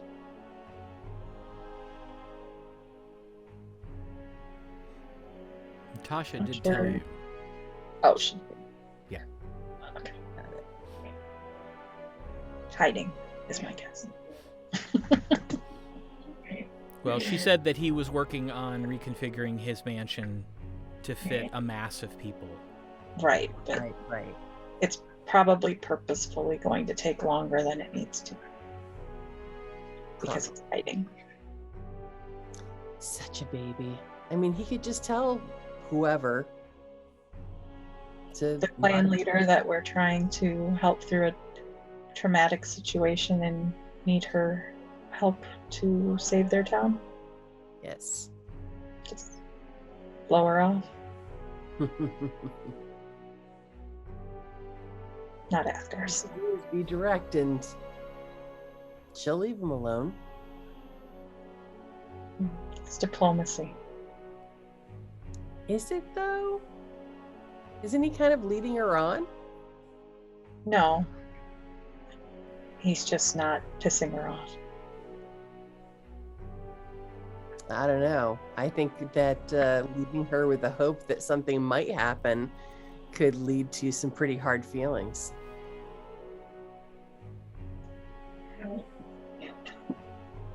But we'll see. Maybe he's right.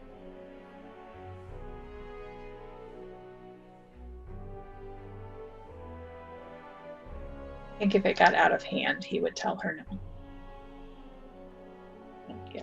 If she showed up in his room or something like that, he would probably be a little more forceful. Well, that would be a very funny, a very funny story to tell.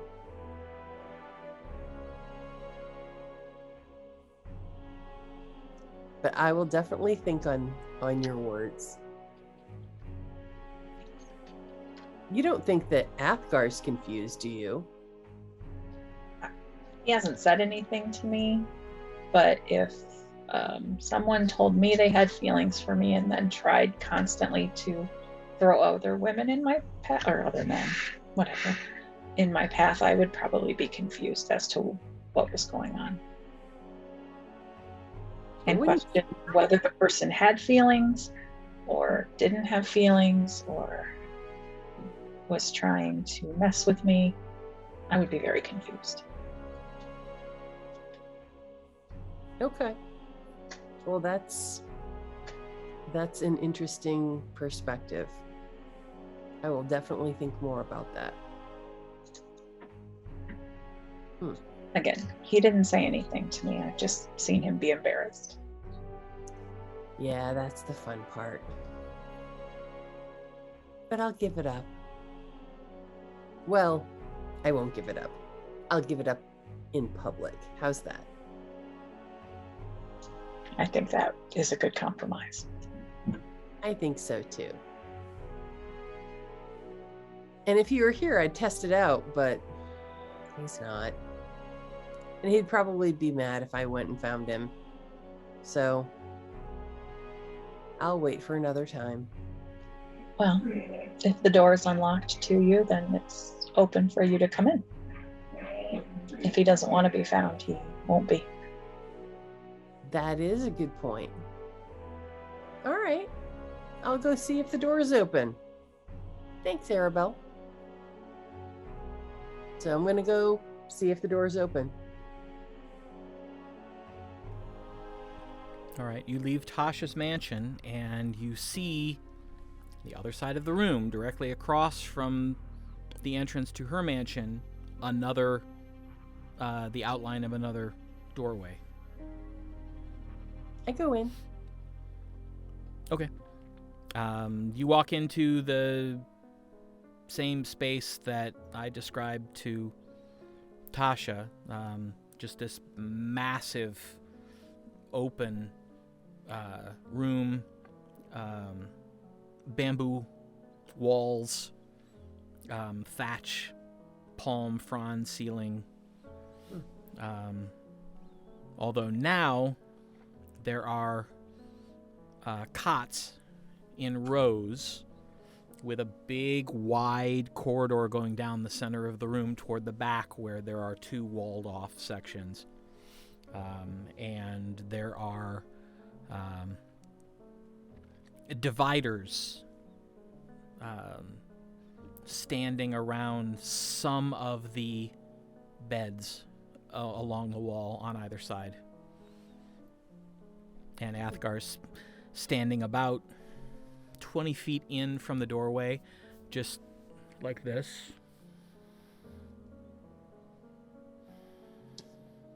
Hey. Am I interrupting? Just thinking. What are you thinking about? Just trying to decide how many beds should have privacy dividers and how many not, whether they all should, whether none of them should. I just don't know. Well, it's probably a good idea for all of them to have it. And then if they don't want it, they can take it down.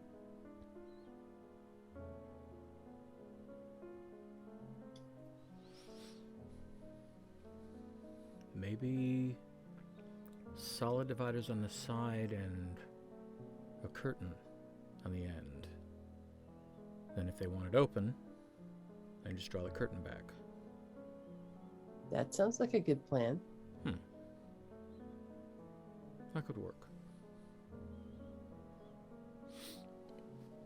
Anyway, there something you need? No, I was just chatting with Aribell. And she mentioned that it embarrasses you when I point out that there are people who think you're hot. And I know that you it really embarrasses needed Aribell to tell you that. Well, no, I knew that. It's really funny. To you. Yes. She mentioned that maybe I should only do that and embarrass you when we're alone as opposed to in front of other people. My, what a thought. So you'd like that? Yes. She also said that you might be confused about me telling you that there are people that want to sleep with you. No, that's fairly clear. Otherwise, it wouldn't be embarrassing. She thought maybe it would be weird that I was telling you that there are other people that wanted to sleep with you.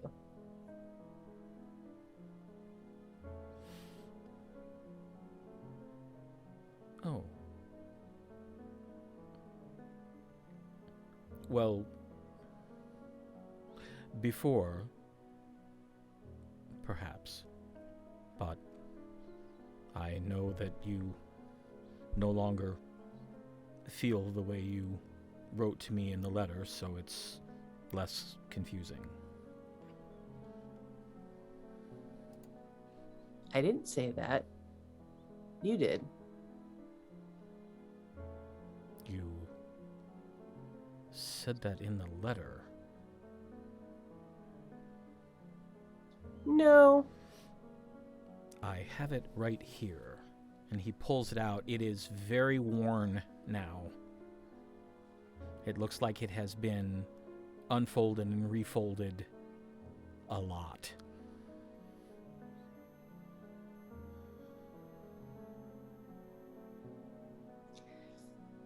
I said you broke my heart. I didn't say that I didn't care about you. No, I understand that you still care about me, but that's not the emotion that you professed in the beginning of the letter. Usually, at least from what I know and what I've read, the breaking of a heart ends that.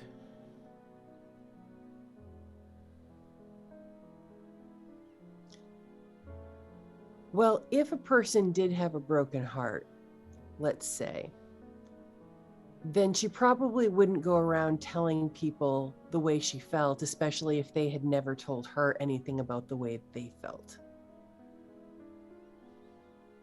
I mean, there's really only so much a person's going to put themselves out there. You know what I'm saying? Understandable.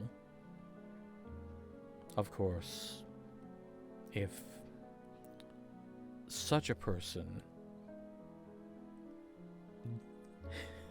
Nikki, stop.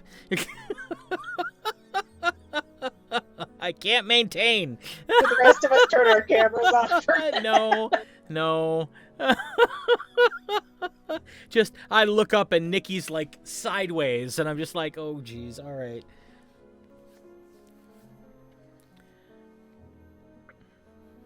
See, now I can't stop looking at Nikki.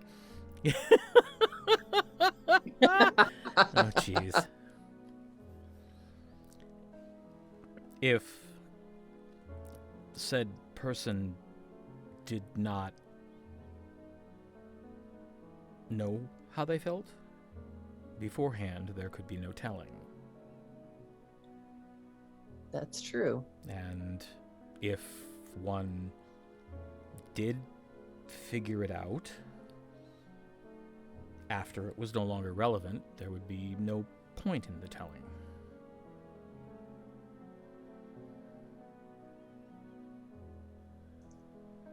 Okay. So it sounds to me like you need to figure that out. Figure what out? How you feel. I know. But I'm working on setting it aside because it's no longer relevant.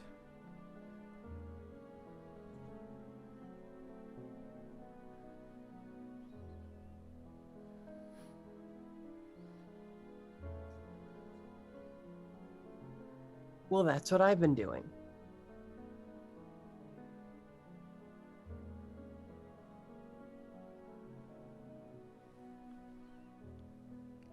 I don't understand.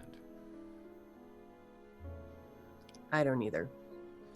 All I was trying to tell you was that if you want to have fun with people, I don't see that as the same thing as getting tangled up in feelings. Oh. That's not how it works for me. Oh. They are inevitably one and the same. Oh. That's what Aribell said. That's so weird.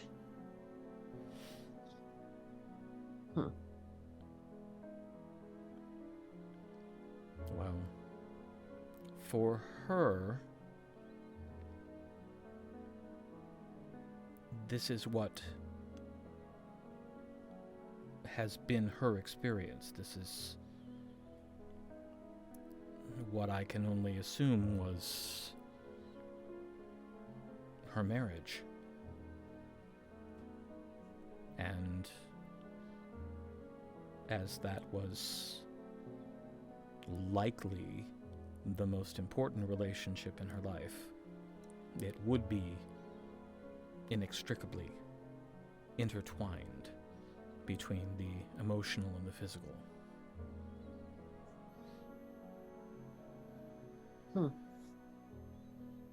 That's just a really different perspective.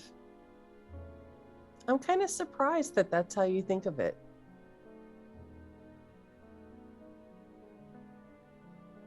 Really? Yeah. You know the stories that I've read my entire life. The stories that I've gravitated toward.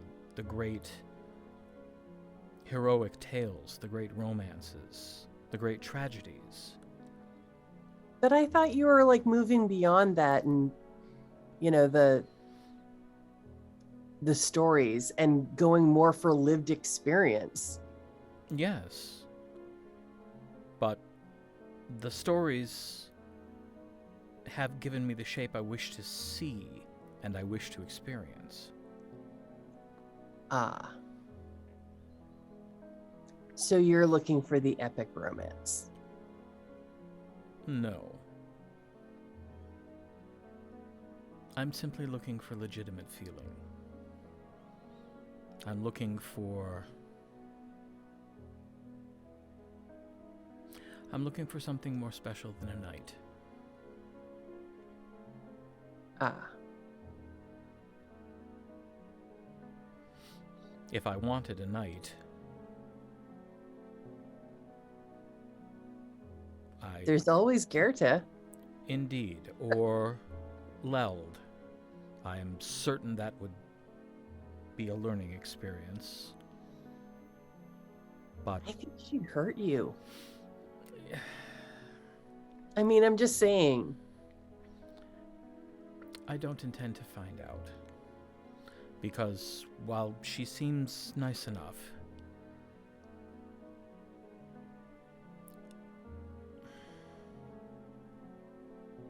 I don't find myself anxious to learn more about her.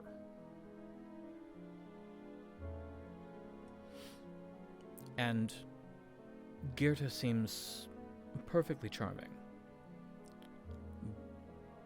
But I don't sense a great depth of comparable life view.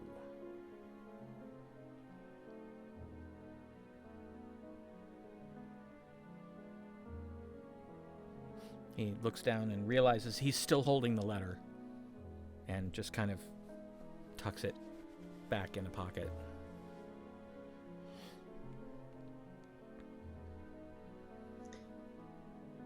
I think if I didn't still have feelings, then I wouldn't be able to have a broken heart. So what that means to me is that it really hurt that you could just walk away. And I know that you thought you were doing things for the best. I believe that. I believe that you had good intentions. But I guess I would not have walked away from you. I wouldn't have thought I could. And now that I'm part of the Four, it's different because I have people that are my family, whereas before I really only had you. But the fact that I have them doesn't mean that I care about you less.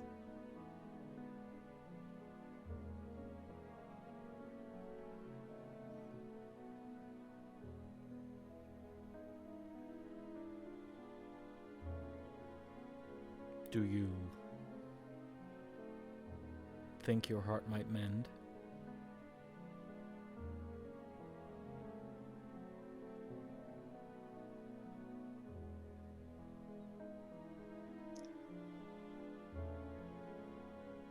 Maybe if it had the hope that something was there that was worth fighting for.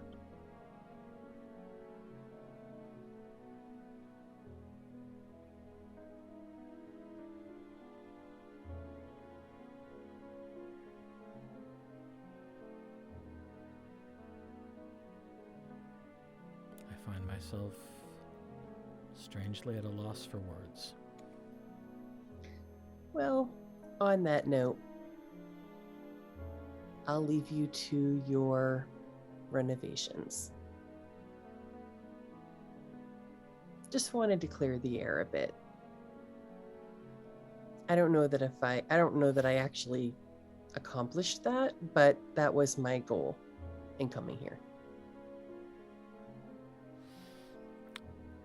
As usual, it will take some time to sort through what you've said. Okay. I don't try to be cryptic. And on that note, no. What the heck was that?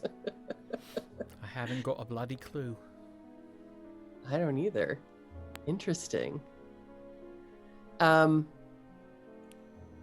So yes, I'm not trying to be cryptic. I think I'm being clear. I think I've told you how I feel about you. I think you have kept your thoughts to yourself, which is your right. When you have an idea of how you feel, let me know.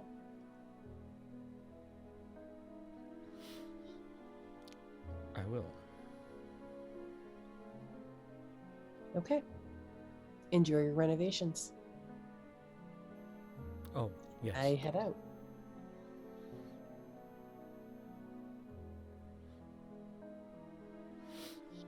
And after you leave, he just sort of walks over and sits down on one of the beds and looks really, really deep in thought. And he's not thinking about the renovations.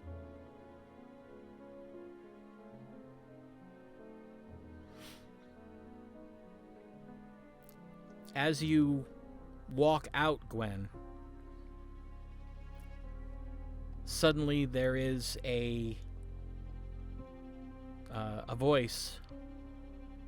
Oh, there you are! I have been standing here shouting for someone. Oh no! Hello! And welcome. Where did you come from? I was just visiting someone. In the wall? In an extra dimensional space. Oh, you were in one of the mansions. Yes. And we have another. If you'd like to accompany me, I'd be happy to show you. You have two? We do. Why do you need two? We're expecting a large party.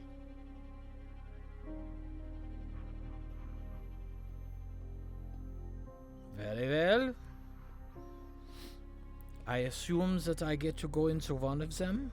You do. Please come this way. And I will escort him into Tasha's mansion. Okay. And introduce him to everyone and show him around at least the main space a bit. And it's clear that he's scrutinizing everything he sees and making mass quantities of mental notes. Just one question. Yes. What is it with all the birds? That is Tasha's choice. She appreciates having birds as servants as opposed to humanoid servants. So they are part of the magic as well. They are. Interesting. Well, I look forward to discovering the ins and outs of this particular spell. Yes. I hope that it is everything you hoped it would be.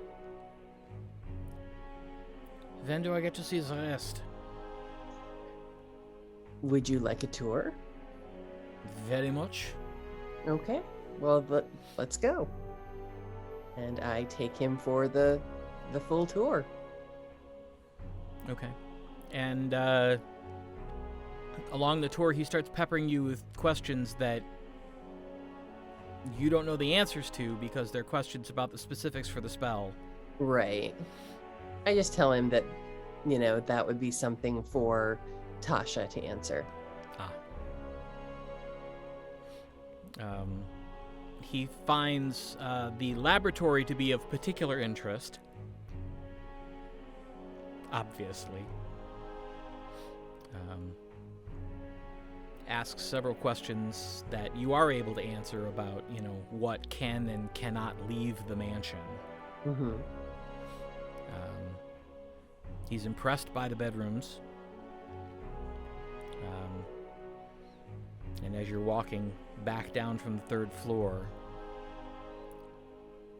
So there is a limit to the space that you can create. Yes. But still, it is a fairly large space.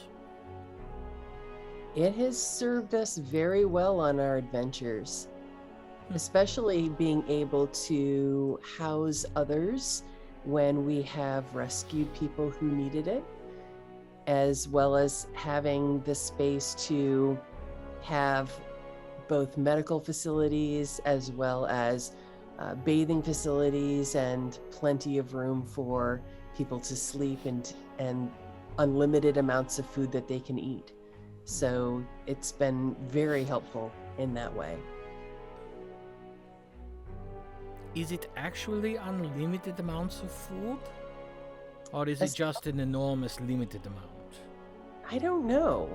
That's a Tasha question, but we've never run out of food in my experience. Interesting. Well, do you know when I will be able to see the spell? Well, let's go find Tasha and see what she and Aribell have come up with. Lead on? All right. So where do we find them? Tasha was in the living room playing her lute, and Vines and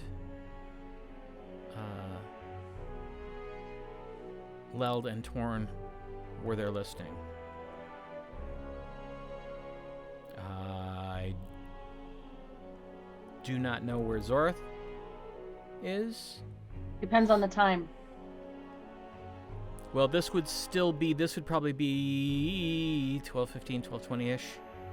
I'm hanging around in the living room or something, just biding my time until I can go over there. Okay. And Aribell? Aribell's in the kitchen. Okay. I would have introduced myself to Choob and stuff as he was walking through. All right. Bo is also in the kitchen with you. So, yeah. Which direction do you want to go? There's people in the kitchen, there's people in the living room. I'll go to the living room. All right. Well, you see Tasha playing her lute, and Leld and Turn and Vines sitting and listening. Aribell is in the living room.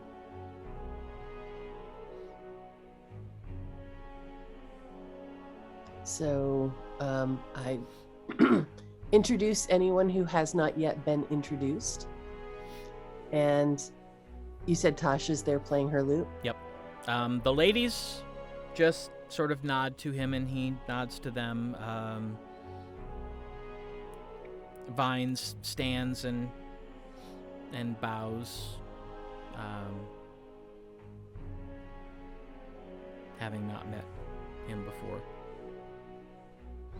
And Tasha, you see Gwen and a gnome come walking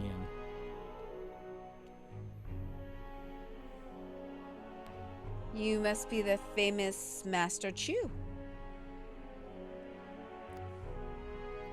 Indeed. And I am guessing that you are the famous Tasha, and this is your creation. Yes. Yes, it is. Excellent. I have many questions. And I would be willing to answer all of them. Please, have a seat. And he sits down and immediately begins to start asking questions about, the space limits and food limits and drink limits and what can be created in the mansion and how the servants are formed and commanded. Lots of it is actually a bit more technical than you're even used to, because he's coming at it from a wizard's perspective. A lot of the technical aspects are things that you've just sort of intuited through your bardic spellcasting. For you, it's much more of a creative experience and less a technical, magical experience. So there are a couple times where you don't really understand what he's asking, and he doesn't really understand some of your answers. But he seems to get the gist of it. Well, I will be very curious to see exactly what the spell looks like, and exactly what the technical limitations are. Well, I believe that Zorith will be back with the scrolls very soon. Excellent. Well, in the meantime, I have not had lunch. Ah, what would you like?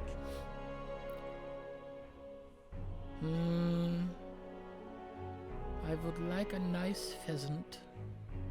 All right. and some vine. And All right. perhaps some greens. There are not a lot of greens in this town.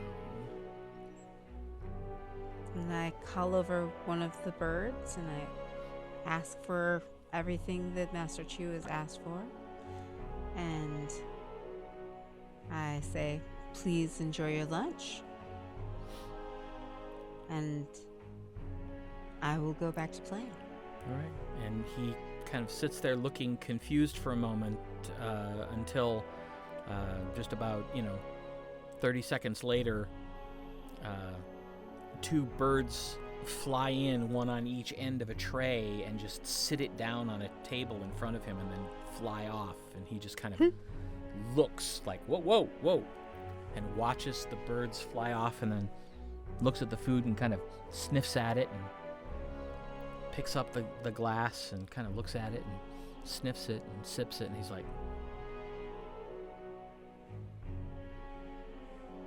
"This is excellent. Look at those greens. They're so green." And he reaches in and picks one up and snaps it, and it snaps very crisply, and he's like, "Oh, and these are fresh. I could get used to this."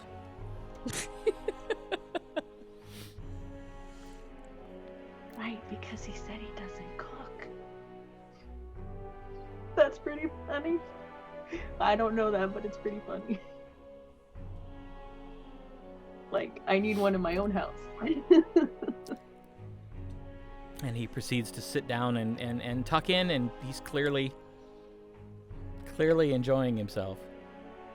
Excellent. Well, it gets on to be around 1 o'clock. I am going to ask if anybody wants to go with me. No takers? I'll go with you. Just so you got some company. Excellent. And that's Bo. fine. That's Bo. Bo, sorry. Excellent, thank you. And I'm gonna get out. Wait, I think I can cast it in, but I'm gonna just... Right? Do we decide? Probably better to cast it out. I'm gonna get outside. Oh, has his wife come by? No. Okay. So is there anybody in this area? No. I'm gonna go back in and I'm gonna say somebody should probably be out here waiting for his wife, just in case. Since we're all in here. I can do that. Excellent. That's easy. I'll be happy to do that. I'll follow you out and I'll just sit out there and read in case Excellent. anybody shows up. Thanks, Vines. And then I'm going to do my circle. And we're going to go to the tower. Okay. And you step into the glowing column and whoop, you are in the basement of the central tower of the School of Azinor. Yes. You know what? I didn't realize, but I'm not a big fan of the smell of the sea. Oh, right. Yeah, when you're that close to the sea, it can be pretty It's a little pungent. pungent, yeah. I much prefer the smell of books and chalk. Yeah, I understand. All right, and then I am gonna head up to his office. You're going to see Master Obras, yes? Yes. Right. I'll meet you up there in a few. Okay. And then I just go up to Obras's. Okay. You get to his office. His door is ajar. I do the knuckle knock and kind of open it. Ah, there she is. Hello. Come in, come in. Big hug. Good to see you. Have you been on a boat? Oh, apparently Ballinamard is really Oh, yes. spray-y. Right. You're amazing. Thank you for helping us on a whim That is all the time. I am certain that this was not whim-driven. You do not ask unless it's something that you need. So, when you ask, I do my best to assist, because I understand that whatever it is you're doing is likely very important. Thank you. I'm so grateful. And he hands you a small, flat wooden case. There are 3 scrolls of magnificent mansion, as requested.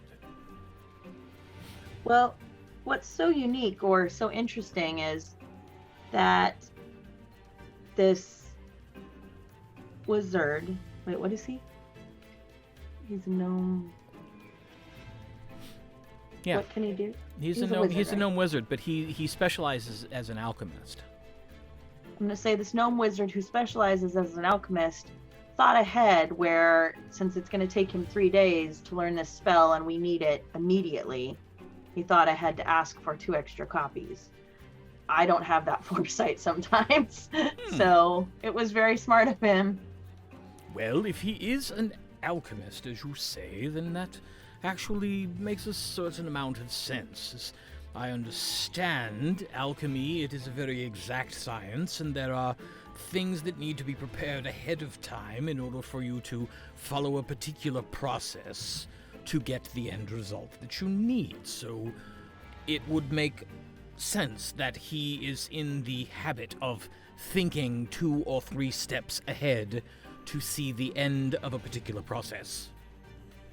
Yeah, it was quite something to hear him need 3 and the reason for it. So otherwise I would have just asked for 1.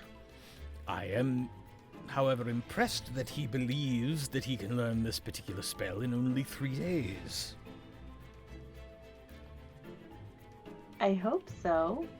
As do I. I will not have replaced these by the end of 3 days. That was the price, was that I must replace them. Oh gosh, I'm so sorry. So I give up a couple dinners. I shall eat while I scribe. Thank you. I hug him again. As I say, I know you don't ask unless it is important, so I am happy to help. My small bit for Lord and country. Yes, and I wish I could tell you more. I don't have time, but it's crazy. I understand. I expect you will tell me when you are able and when you have the ability. Yes. And I will look forward to the story, as I always do. Thanks. I'm just waiting for another one of my associates. And And you hear a voice at the door go, "I'm right here." I open the door. And he's sitting there with half a donut shoved in his mouth, and he's got a big basket in his hand. This is Bo. Bo is a new traveling companion. Oh, he knows. He's the one who brought Bo to you. Oh, right. So. Sorry, I forgot. Oh, and he already knows all about the Flilnu anyway, so... Right. I forgot. I forget things. Well, but he doesn't know any of what you've discovered in Ballinamard at this point, so... Got it, right. Bo taking advantage of the bakery on campus. Oh, right. The pastries inside your mansion are good. but I just get a hankering for these. And so I figured understand. while I was here, I'd just get a whole bunch and bring them back and share. Excellent. Well, we are off, and is there? I'll go downstairs and I can draw my circle over their circle, right? You're It's not not gonna matter. using your circle. Oh, You're just well, I know I was just teleporting. doing teleport. Oh gosh. And yeah. you can do that from anywhere, Anywhere. Okay. because that doesn't leave any residue. It's just pop. Right. Okay. One teleportation circle and one teleport. Yup. Teleport coming right up. Be well and Bo. I behave. Only when I have to. Get off with you. Bye. And I cast teleport. Okay. I have a question. Yes.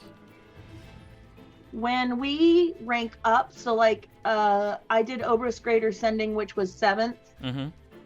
I can do Obelisk Greater Sending, which is 8th on the list. Yes. But if it doesn't say teleport on the list, I can still do it at the greater level, right? Yes. Or does it have to be at... Okay. Yeah, it just doesn't give you any bonuses at a higher level. Got it. You can always use a higher level slot to cast it. It's just some spells, if you use a higher level spot, the spell actually becomes Obelisk. more powerful. Obelisk will... the Obelisk Greater Sending will allow me to do another one if I had done it at 8th. Got it. Right. I just wanted to make guaranteed sure. Yep. All right. Because I looked and I was like, oh, I can't teleport right now. And then I was like, no, I have one. That would have stunk badly. Yep. And as you reappear in the town council chamber in Ballinamard, that's where we're going to stop for the night. Got it. Lots accomplished. Bunch done. Yep. So, thank you all for watching. We do appreciate your continued attention. It's lovely.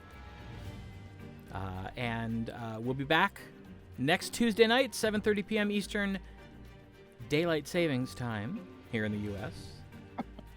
And we hope that you'll join us and let us welcome you back once again to the lands of Aecathan. Good night, everybody.